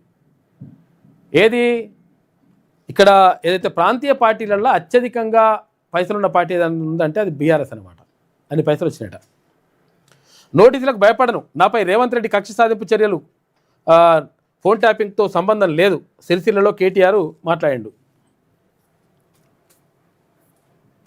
ఇది ఈనాడులో ఉన్నటువంటి ప్రధాన కథనాలు. అయితే ఒకసారి ఆంధ్రజ్యోతి చూద్దాం. లోయలో పడిన ఆర్మీ వాహనం, 10 మంది సైనికులు మృతి, మరో 11 మందికి గాయాలు. కాశ్మీర్లోని డోడాలో దుర్ఘటన. చూశారు కదా, ఈయన ఆంధ్రజ్యోతి అత్యంత ప్రమాదకరం అని చెప్తా ఉంది. ఏఐ చదవాల్సిన పత్రిక అని చెప్తుంది. సరే, ఇక పబ్లిక్ కోసం ఒకసారి చూడాలి. పరస్పర సహకారంతోనే ఇరు రాష్ట్రాల అభివృద్ధి. దావోస్లో సీఎం రేవంత్తో ఏపీ మంత్రి లోకేష్ భేటీ అయినట. ఎక్కడ దావోస్ పోయినట, అక్కడ ఏపీ మంత్రులు, తర్వాత ఇక్కడ ముఖ్యమంత్రి కలిసిరట. తెలంగాణ స్కిల్ క్యాంపస్ను సందర్శించాలని రేవంత్ రెడ్డి సూచించిండు. ఎవరికి? ఇక్కడ చంద్రబాబు నాయుడు కుమారుడు అయినటువంటి ఏపీ మంత్రి లోకేష్కి. మేడారం జాతరకు కూడా రమ్మని చెప్పిండట. ఏపీ విద్యాశాఖ విద్యా సంస్కరణలో వివరించిన లోకేష్ అని చెప్పేసి ఒక వార్త కనిపిస్తూ ఉంది. అవును, 100 కోట్లు ఇప్పించా. మిథున్ రెడ్డి సలహా మేరకు అరబిందో నుంచి రాజ్ కసిరెడ్డికి 100 కోట్ల రూపాయలు అరేంజ్ చేశారని చెప్పేసి ఇక్కడ ఇది ఏపీకి సంబంధించిన వార్త. ఎవరు? విజయసాయి రెడ్డి చెప్తుందంట. ఆ కోటరి ఈ కూటమి ఉన్న వాళ్ళు జగన్కు అధికారం కల్లా అని చెప్పేసి విజయసాయిరెడ్డి అంటుండట. విజయసాయిరెడ్డి అంటే ఎవరు? ఇప్పుడు ఆయన జగన్ పార్టీలో ఉండే, ఏది వాళ్ళకు కూడా దగ్గర బంధువు కూడా జగన్కి, ఇక్కడ ఏది వైఎస్ఆర్సీపీకి దగ్గరగా ఉండే. ఇప్పుడు మళ్ళీ ఇప్పుడు జగన్కు వ్యతిరేకంగా ఇప్పుడు మాట్లాడుతూ ఉన్నాడు. ఇప్పుడు పాలేరులా పనిచేస్తే పొగబెట్టి పంపారు, జగన్ నాకు ఇచ్చిన రివార్డ్ ఇదే, ప్రలోభాలకు లొంగిపోయానన్నారు, జగన్ ఆ మాట వెనక్కి తీసుకోవాలి, వైసీపీ మాజీ ఎంపీ విజయసాయిరెడ్డి అంటున్నాడు. ఇక ఫ్యూచర్ సిటీలో 100 మెగావాట్ల ఏఐ డేటా సెంటర్, 5,000 కోట్ల రూపాయల పెట్టుబడులు, 4,000 మందికి ఉపాధి. దావోస్లో యూపీసీ వోల్ట్తో రాష్ట్ర ప్రభుత్వ ఒప్పందం. తెలంగాణ రైజింగ్ 2047 విజన్కు WEF మద్దతు ఇచ్చిందంట. సీఎం రేవంత్ రెడ్డితో EWF చీఫ్ జెరెమీ జర్గెన్స్ భేటీ అయినంట. రాష్ట్ర ఆర్థికాభివృద్ధికి కలిసి పనిచేస్తామని చెప్పిండు జెరెమీ. 623 కోట్ల రూపాయల పెట్టుబడులతో స్నెడ్డర్ ఎలక్ట్రానిక్స్ యూనిట్ల విస్తరణ. ఇటు ఫ్యూచర్ సిటీలో హౌసింగ్ ప్రాజెక్టులపై గోద్రేజ్ ఆసక్తి చూపుతుందట. పవన విద్యుత్ ఉత్పత్తికి ముందుకొచ్చింది ఐనాక్స్. ఇక ముగిసిన పర్యటన అమెరికాకు సీఎం రేవంత్ అంట. నైనీ టెండర్లపై అధ్యయనానికి సాంకేతిక కమిటీ, టెండర్ రద్దుకు కారణాలు, సింగరేణి నిబంధనలపై విశ్లేషణ, 3 రోజుల్లో నివేదిక ఇవ్వాలని చెప్పేసి కేంద్ర ప్రభుత్వం చెప్తున్నది. మీడియాకు పోలీసులు బ్రీఫింగ్పై నియంత్రణ అవసరం అని చెప్పేసి సుప్రీంకోర్టు అంటుందట. ఏది పడితే అది చెప్పొద్దని. మరి ఏందో క్రిమినల్ కేసుల దర్యాప్తుపై విలేకరులకు వివరాలు ఇవ్వడంలో నియంత్రణ లేకుండా పోయింది. దీనిపై నిర్దిష్ట విధానాలు రూపొందించాలి, అన్ని రాష్ట్రాలకు సుప్రీంకోర్టు ఆదేశాలు జారీ చేసింది. మందుబాబులపై ఉక్కుపాదం, మద్యం తాగి పట్టుబడితే జైలు శిక్ష, జరిమానా మాత్రమే కాదు, జైలు శిక్ష జరిమానా ఉన్నదిగా ఇప్పుడు, అదే కాదంట. ఏం చేస్తారంటే ఇంకా ఒకవేళ వాళ్ళు స్టూడెంట్స్ అయితే ఆ కాలేజీలలో పోయి ఇక వీళ్ళు మొత్తం మద్యంలో పట్టుబడి రట్టిట్లా అని చెప్పి చెప్తారట. వారి ఆఫీసులకు కాలేజీలకు లేఖలు రాస్తారట, లెటర్లు రాస్తారట, వీళ్ళు మీ వాళ్ళు పట్టుబడ్డరని, మందు తాగి పట్టుబడ్డరని. హైదరాబాద్ జాయింట్ కమిషనర్ హెచ్చరిక, న్యూ ఇయర్ డ్రంక్ అండ్ డ్రైవ్లో పట్టుబడ్డ 270 మంది జైలు పాలయ్యారు.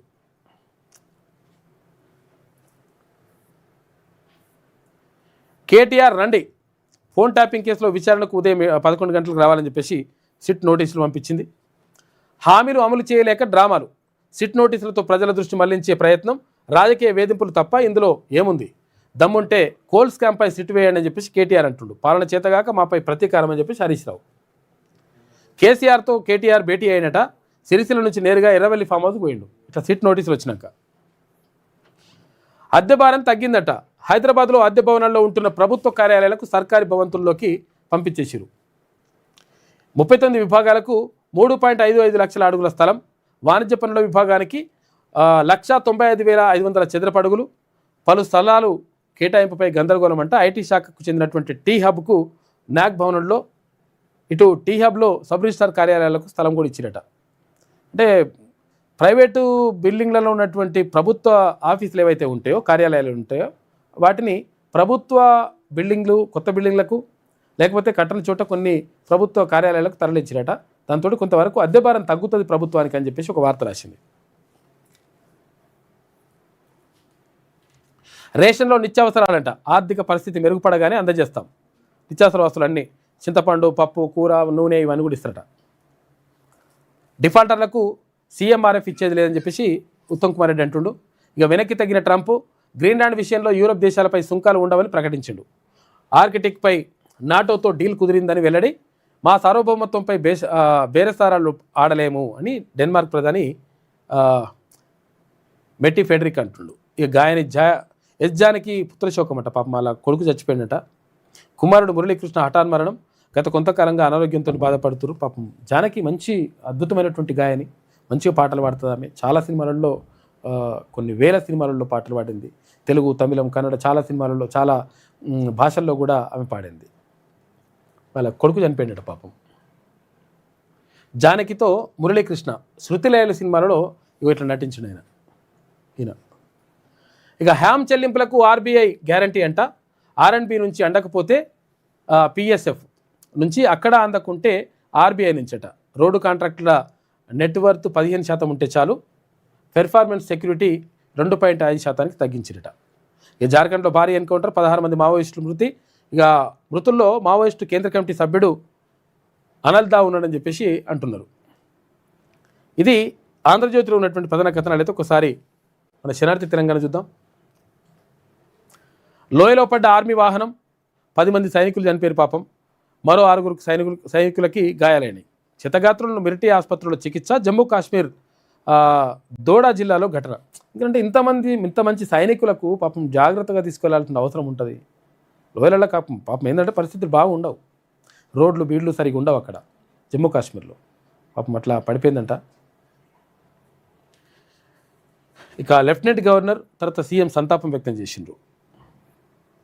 ఎవరికి? విజయ్కి విజిల్ గుర్తు వచ్చిందట. విజిల్ హీరో విజయ్ పార్టీకి కేటాయించిన ఈసీ. తమిళనాడులో ఈ ఏడాది అసెంబ్లీ ఎన్నికలు.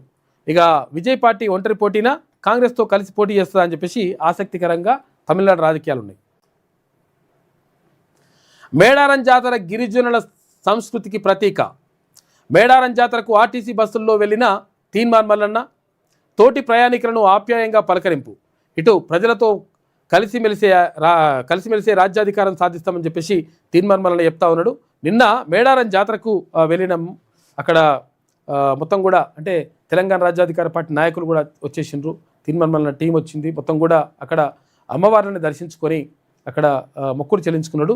తర్వాత ఇది నిలువెత్తు బంగారం కూడా ఇచ్చిండు ఎమ్మెల్సీ తీన్మార్ మల్లన్న. ప్రజల జీవితాన్ని దగ్గర నుంచి తెలుసుకుంటూ రాజకీయాలు చేయడమే లక్ష్యమన్న మల్లన్న శ్రీ సమ్మక్క సారలమ్మ తల్లులు దర్శించుకున్న ఎమ్మెల్సీ. అమ్మవార్లకు ప్రత్యేక పూజలు, నిలువెత్తు బంగారం కూడా సమర్పించిండు. వనదేవతలను దర్శించుకోవటం గర్వకారణం అని చెప్పేసి మల్లన్న చెప్పిండు. అడవి బిడ్డలు, ఆడబిడ్డల ఆత్మగౌరవానికి నిలువెత్తు రూపాలు సమ్మక్క సారలమ్మ తల్లులని వ్యాఖ్యలు. మల్లంపల్లి గ్రామకంఠం ప్రభుత్వ భూమి కబ్జాపై మల్లన్న ఆగ్రహం వ్యక్తం చేసిండు. పోతుంటే అక్కడ పరిశీలించండి. అది గ్రామకంఠాన్ని కబ్జా చేసిరట. అది ప్రభుత్వ భూమి అని చెప్తున్నట. ప్రభుత్వ భూమిని గ్రామకంఠాన్ని కూడా కబ్జా చేసిరట. ములుగు ఎంఆర్ఓ డిపిఓకి ఫోను, అక్రమ నిర్మాణాన్ని తక్షణమే ఆపేలా చర్యలు తీసుకోవాలని ఆదేశాలు ఇచ్చిండు. ఇటు ములుగు జిల్లా పరిధిలోని గిరిజన గూడాలను సందర్శించి వాళ్ళ స్థితిగతులు కూడా తెలుసుకుంటారు. అక్కడ ఉన్నటువంటి కోయలు ఎవరైతే ఆదివాసీ బిడ్డలు ఉంటారో వాళ్ళ జీవన విధానం చాలా అంటే దారుణంగా ఉంది. అసలే ఇప్పుడు కూడా అంటే అక్కడ నుంచి వస్తుంటే మేడారం నుంచి వస్తే కొన్ని అక్కడ కోయ గూడాలకు వెళ్ళినాం మేము. వెళితే అక్కడ వాళ్ళ పరిస్థితి దారుణంగా ఉంది. మొత్తం అడవి, చుట్టుపక్కల మొత్తం పెద్ద పెద్ద అడవి, పులులు సింహాలు ఏమున్నా ఉంటాయి అందులో. తర్వాత అక్కడ జింకలు అన్నీ ఉంటాయి. అడవి ప్రాణులతోటి వాళ్ళు సహజీవనం చేస్తూ ఉన్నారు. ఒక 15 ఇండ్లు 10 ఇండ్లు చిన్న చిన్న గూడాలు, ఆ గూడాల్లో వాళ్ళు ఉంటా ఉన్నారు. మరి చదువు ఉన్నదా అంటే చదువు అక్కడ ఉంటుందని అంటున్నారు. కొంతమంది పోతున్నారట, వెళ్తున్నారట, పంపిస్తున్నారట.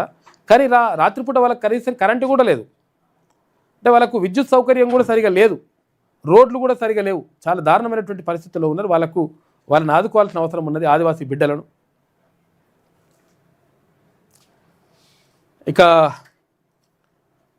గూడాలను సందర్శించి స్థితిగతులను తెలుసుకుంటూ మల్లన్న ఇక తెలంగాణ సంస్కృతిని కాపాడుకుందామని పిలుపునిచ్చిండు. మేడారం శ్రీ సమ్మక్క సారక్క జాతర గిరిజనుల సంస్కృతికి ఆత్మాభిమానానికి నిలువెత్తు ప్రతీక అని తెలంగాణ రాజ్యాధికార పార్టీ అధినేత ఎమ్మెల్సీ తీన్మార్ మల్లన్న అన్నారు. ఆసియా ఖండంలోని అతిపెద్ద గిరిజన జాతరగా ప్రసిద్ధిగాంచిన మేడారం సమ్మక్క సారలమ్మలను గురువారం ఆయన సందర్శించారు. ఈ సందర్భంగా ఆయన పర్యటన ఆద్యంతం సామాన్యులకు చేరువగా సాగడం విశేషం. ఎమ్మెల్సీ తీన్మార్ మల్లన్న ఎటువంటి హంగు ఆర్భాటాలు లేకుండా ప్రత్యేకంగా బస్సులే ఎక్కిండు. ఫస్ట్ బస్సు ఎక్కించిన తర్వాత అక్కడ మళ్ళా కారెక్కిన తర్వాత ఒక సామాన్య ప్రయాణికుడిలో ఆర్టీసీ బస్సులో మేడారానికి బయలుదేరి వెళ్ళాడు. ప్రయాణ సమయంలో తోటి ప్రయాణికులను ఆప్యాయంగా పలకరిస్తూ వారి కష్టాలను అడిగి తెలుసుకున్నాడు. ప్రజల మధ్య నుంచి వచ్చి వారి జీవితాలను దగ్గర నుంచి పరిశీలిస్తూ రాజకీయాలు చేయడమే తన తత్వమని, ప్రజలతో మమేకమై ముందుకు సాగడం ద్వారానే రాజ్యాధికారం సాధ్యమవుతుందని ఈ సందర్భంగా తెలంగాణ రాజ్యాధికార పార్టీ అధ్యక్షుడు తీన్మార్ మల్లన్న స్పష్టం చేశారు. టీఆర్పీ రాష్ట్ర కమిటీ సభ్యులతో కలిసి తీన్మార్ మల్లన్న జంపన్న వాగు వడున్న మేడారం గద్దెలపైన వెలిసినటువంటి శ్రీ జంపన్న వాగులో కూడా నిన్న నీళ్లు చల్లుకొని స్నానగిట్లు చేసి మేడారం గద్దెలపై వెలిసినటువంటి శ్రీ సమ్మక్క సారలమ్మ తల్లులను దర్శించుకున్నారు. ఆయన సంప్రదాయబద్ధంగా అమ్మవార్లకు నిలువెత్తు బంగారం సమర్పించి ప్రత్యేక పూజలు నిర్వహించారు. ఈ సందర్భంగా తీన్మార్ మల్లన్న మాట్లాడుతూ అడవి బిడ్డల ఆత్మగౌరవానికి నిలువెత్తు రూపాలైన వనదేవతలను దర్శించుకోవడం గర్వకారణంగా ఉందన్నారు. తెలంగాణ సంస్కృతిని సాంప్రదాయాలను కాపాడుకోవాల్సిన బాధ్యత ప్రతి ఒక్కరిపై ఉందని అన్నారు. మేడారం జాతరలో శ్రీ సమ్మక్క సారలమ్మ తల్లులను దర్శించుకున్న అనంతరం ములుగు జిల్లా పరిధిలోని పలు గిరిజన గూడాలను తీన్మార్ మల్లన్న సందర్శించారు. గిరిజనుల జీవన శైలిని, వారి స్థితిగతులను స్వయంగా అడిగి తెలుసుకున్నారు. తెలంగాణ సంస్కృతిని కాపాడుకుందామని ఈ సందర్భంగా తీన్మార్ మల్లన్న పిలుపునిచ్చారు. మేడారం వెళుతున్న మార్గమధ్యంలో మల్లంపల్లి గ్రామకంఠం ప్రభుత్వ భూమిని కొందరు వ్యక్తులు అక్రమంగా కబ్జా చేశారన్న సమాచారం అందగానే మల్లన్న నేరుగా స్థలానికి చేరుకున్నారు. ప్రభుత్వ భూమిలో జరుగుతున్న అక్రమ నిర్మాణాన్ని చూసి ఆగ్రహం వ్యక్తం చేసిన ఆయన అక్కడి నుంచే ములుగు ఎంఆర్ఓ డిపిఓకు ఫోన్ చేశారు. అక్రమ కట్టడాలను తక్షణం నిలిపివేయాలని చెప్పేసి చర్యలు తీసుకుంటామని ఆదేశించారు. ప్రజల భూమిని దోచుకుంటే ఊరుకునే ప్రసక్తే లేదని, ఫీల్డ్కు వెళ్లి అక్రమాలను అడ్డుకోవడమే తన శైలి అని ఆయన హెచ్చరించారు. ఈ కార్యక్రమంలో తెలంగాణ రాజ్యాధికార పార్టీ రాష్ట్ర వర్కింగ్ ప్రెసిడెంట్లు సూదగాని హరిశంకర్ గౌడ్, మాదం రజనీ కుమార్ యాదవ్, ఇటు రాష్ట్ర ప్రధాన కార్యదర్శి వట్టే జానయ్య యాదవ్, పల్లెబోయిన అశోక్ ముదిరాజ్, రాష్ట్ర ఉపాధ్యక్షులు ఎల్లబోయిన ఓదెల్ యాదవ్, రాష్ట్ర కార్యదర్శులు భావన వెంకటేష్, శ్రీమతి పసల ప్రసన్న కుమారి, బసవాపురం నగేష్ ముదిరాజ్, కొమ్ముల ప్రవీణ్ రాజ్, రాష్ట్ర యోజన విభాగం అధ్యక్షులు బొడ్డుపల్లి చంద్రశేఖర్, రాష్ట్ర మహిళా విభాగం వర్కింగ్ ప్రెసిడెంట్ నీరజా గౌడ్, ఇటు రాష్ట్ర యోజన విభాగం ప్రధాన కార్యదర్శి వీరమల్ల అనిల్ కుమార్, ఇటు హన్మకొండ జిల్లా అధ్యక్షుడు బత్తిని వెంకటేష్ గౌడ్, వరంగల్ జిల్లా అధ్యక్షుడు పి సంపత్ పటేల్, ఇటు మెదక్ జిల్లా అధ్యక్షుడు యాదగిరి గౌడ్, సూర్యాపేట జిల్లా అధ్యక్షుడు మామిడి అంజయ్య, మహేష్ గౌడ్తో పాటు ఇక్కడ భూపాలపల్లి జిల్లా అధ్యక్షుడు అక్కడ రవి పటేల్, సూర్యాపేట జిల్లా అధ్యక్షుడు మామిడి అంజయ్య, తర్వాత మహేష్ గౌడ్తో పాటు తదితర పార్టీ నాయకులు కార్యకర్తలు పెద్ద సంఖ్యలో నిన్న ఇక్కడ వెళ్ళడం జరిగింది.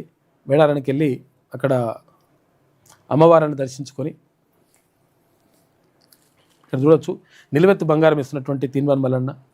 బంగారం అంటే ఇక్కడ బెల్లాన్ని బంగారం అంటారు. అంటే మేడారం జాతర తెలిసిన తెలుస్తుంది. అమ్మవార్లకు సమర్పించడానికి వెళ్తూ ఉన్నాడు. ఇవన్నీ కూడా చిత్రాలు చూసుకోవచ్చు. ఇగో ఆదివాసీ గూడాల్లో అక్కడ వాళ్ళతో పరామర్శించి మాట్లాడినాం. తీన్మార్ మల్లన్న మాట్లాడి వాళ్ళ బాధలు కష్టాలు తెలుసుకున్నాడు. ఇగో ఇక్కడ గట్టమ్మ తల్లికి కళ్ళతోటి సాకబెట్టిండు. ఫస్ట్ గట్టమ్మ తల్లిని దర్శించుకున్న తర్వాత అక్కడ జంపన్న వాగులో స్నానం అంటే చేసి నీళ్ళు చల్లుకొని ఆ తర్వాత సమ్మక్క సారక్క దగ్గరికి వెళ్ళేసి దర్శనం చేసుకున్నాం. తెలంగాణ రాజ్యాధికార పార్టీలో చేరికల పరంపర కూడా కొనసాగుతూ ఉంది. ఇక్కడ ఉమ్మడి వరంగల్ తర్వాత హన్మకొండ వరంగల్ జిల్లాలో చాలామంది ఇక్కడ తెలంగాణ రాజ్యాధికార పార్టీలో చేరిండ్రు. ఇక్కడితో పాటు నిన్న ఇక్కడ వరంగల్లో ఉన్నటువంటి వ్యవసాయ విశ్వవిద్యాలయం అగ్రికల్చర్ యూనివర్సిటీ తర్వాత ఇక్కడ ఆర్ట్స్ అండ్ సైన్స్ కాలేజీలు కూడా నిన్న తీన్మార్ మల్లన్న వెళ్ళిండు, మాట్లాడండి వాళ్ళతోటి. వ్యవసాయ విద్య బలోపేతంతోనే రైతులకు న్యాయం. జయశంకర్ వర్సిటీని సందర్శించిన తీన్మార్ మల్లన్న విద్యార్థులు, ప్రొఫెసర్లు, సిబ్బందితో మల్లన్న భేటీ అయ్యిండు. మౌలిక వసతులు కల్పించట్లేదని విద్యార్థుల ఆవేదన, పదోన్నతులు నిలిచిపోవడం, ఖాళీ పోస్టులపై ప్రొఫెసర్లు వివరణ ఇచ్చిండ్రు. వర్సిటీలో మౌలిక వసతుల లేమిపై మల్లన్న ఆగ్రహం వ్యక్తం చేసిండు. సమస్యల పరిష్కారానికి కృషి చేస్తానని వాళ్ళకు ప్రొఫెసర్లకు తర్వాత విద్యార్థులకు హామీ ఇచ్చిండు. ప్రభుత్వంపై ఒత్తిడి తెస్తామని వెల్లడి. వ్యవసాయ విశ్వవిద్యాలయాలు రైతుల భవిష్యత్తును తీర్చిదిద్దే కేంద్రాలని చెప్పేసి వ్యాఖ్యానించిండు తీన్మార్ మల్లన్న. వ్యవసాయ విశ్వవిద్యాలయంలో కూడా నిన్న పర్యటన కొనసాగింది.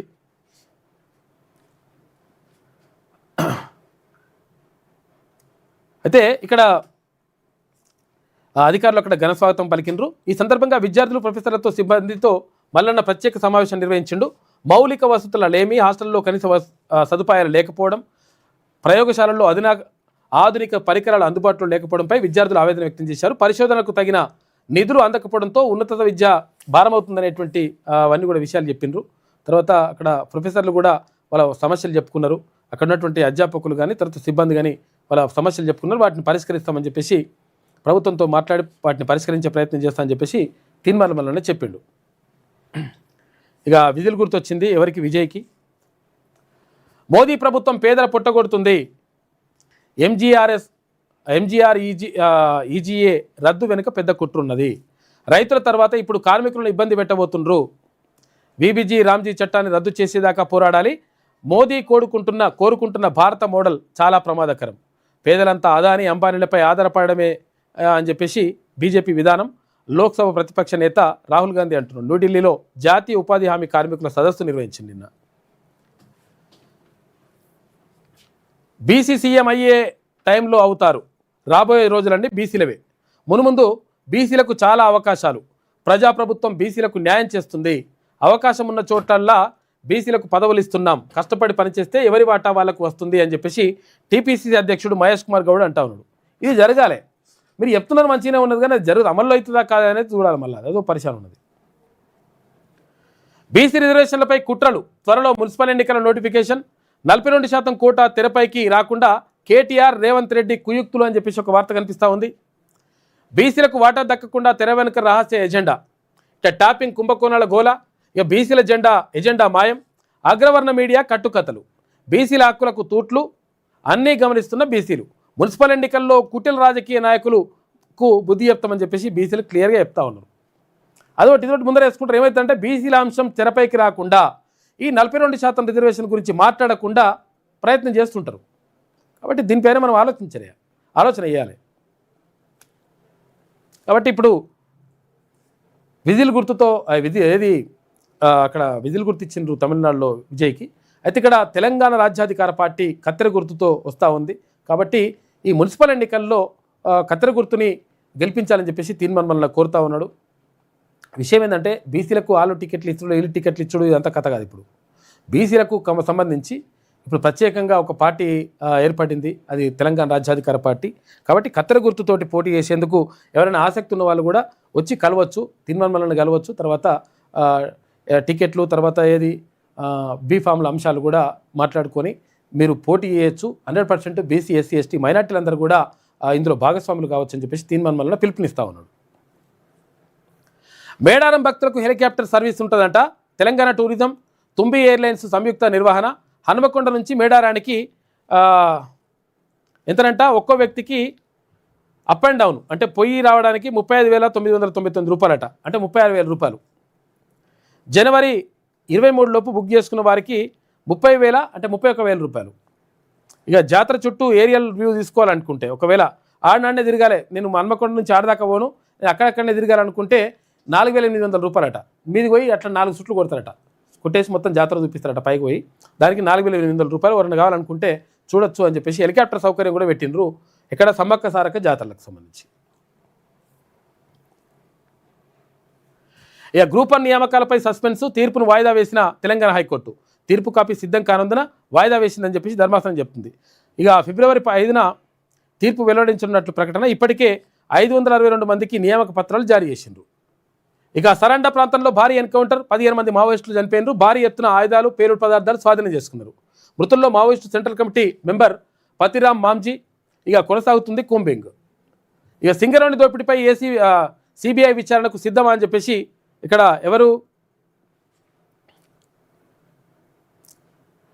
రామచంద్రరావు అంటా ఉన్నాడు. భారతీయ జనతా పార్టీ రాష్ట్ర అధ్యక్షుడు.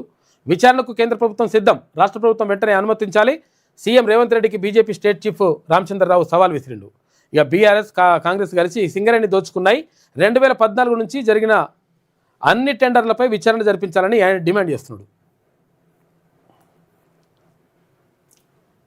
ఇక రోడ్డు ప్రమాదం ఒకటి, ఇట్లా తర్వాత ఇక్కడ వ్యవసాయ విశ్వవిద్యాలయానికి సంబంధించి తీర్మానాల సందర్శన. బీసీసీఎం అయ్యే టైంలో అవుతాడు కానీ బరాబర్ మేమంతా కూడా మంచి చేస్తామని చెప్తా ఉన్నాడు మహేష్ కుమార్ గౌడ్.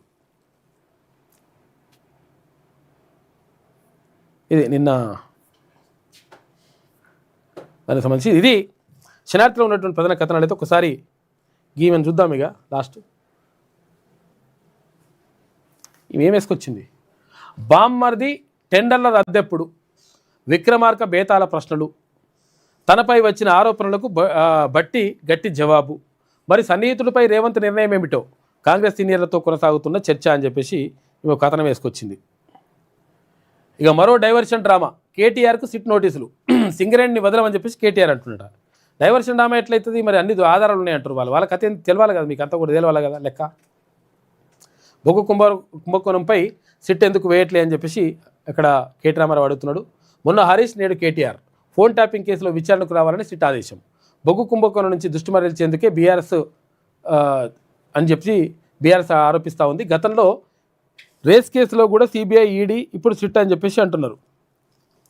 సింగరేణిపై నేడు చెప్తా, పూర్తి సమాచారం ప్రజల ముందు పెడతా, సంస్థ ఆస్తి వీసమెత్తు కూడా పోనివ్వను అని చెప్పేసి కొద్దిమంది కట్టుకథలు అల్లి రాశారని బట్టి విక్రమార్క అంటున్నాడు. బీఆర్ఎస్ దెబ్బకు 9 టెండర్లు రద్దు, సింగరేణి ప్రకటన కేంద్రం టెక్నికల్ కమిటీ ఏర్పాటు చేసింది. తెరపైకి ప్రకాశం గనట కానీ ఒక్క బస్తా కోసం మొత్తం యూరియా కోసం పాపం బాధపడుతుందని చెప్పేసి ఎక్కడ ఇది దృశ్యం కాపాడుకోనున్నారు. రాష్ట్రంలో యూరియా కొరతను అద్దం పడుతున్నది ఈ దృశ్యం. ఒక్క బస్తా దక్కిన పంటలు కాపాడుకోవచ్చన్న రైతన్న తనకు ఇదే సాక్ష్యం. ఇప్పటికీ రాష్ట్రంలో యూరియా లేదని చెప్పి చెప్తున్నారు. ఇది ఎక్కడనో మరి రాయలేదు రాసిరు కదా. రంగారెడ్డి జిల్లా మంచాల సింగిల్ విండో కార్యాలయం వద్ద గురువారం తెల్లవారుజాము నుంచి ఎదురు చూసినట్టు రైతులు యూరియా గురించి. జిల్లాల మార్పుపై చెరో దారి అంట. సీఎంది ఓ మాట, డిప్యూటీ సీఎంది మరో మాట అని చెప్పేసి ఒక వార్త వేసింది. ఇది నమస్తే తెలంగాణలో ఉన్నటువంటి ప్రధాన కథనాలు. కాబట్టి మనం అర్థం చేసుకోవాల్సింది ఏంటంటే మున్సిపల్ ఎన్నికలకు సంబంధించి ఎవరైనా సమాయత్తమవుతున్న వాళ్ళు ఎవరైతే ఉంటారో టికెట్లు రాదు అట్లా వాళ్ళు ఇస్తలేరు వీళ్ళు ఇస్తలేరు టికెట్లు, మనం అంతా కూడా మంచిగా ఉన్నాం, ప్రజల్లో మంచిగా ఉన్నది, అయినా కానీ టికెట్ రావాలనుకున్న వాళ్ళు తీన్మార్మలను సంప్రదించవచ్చు.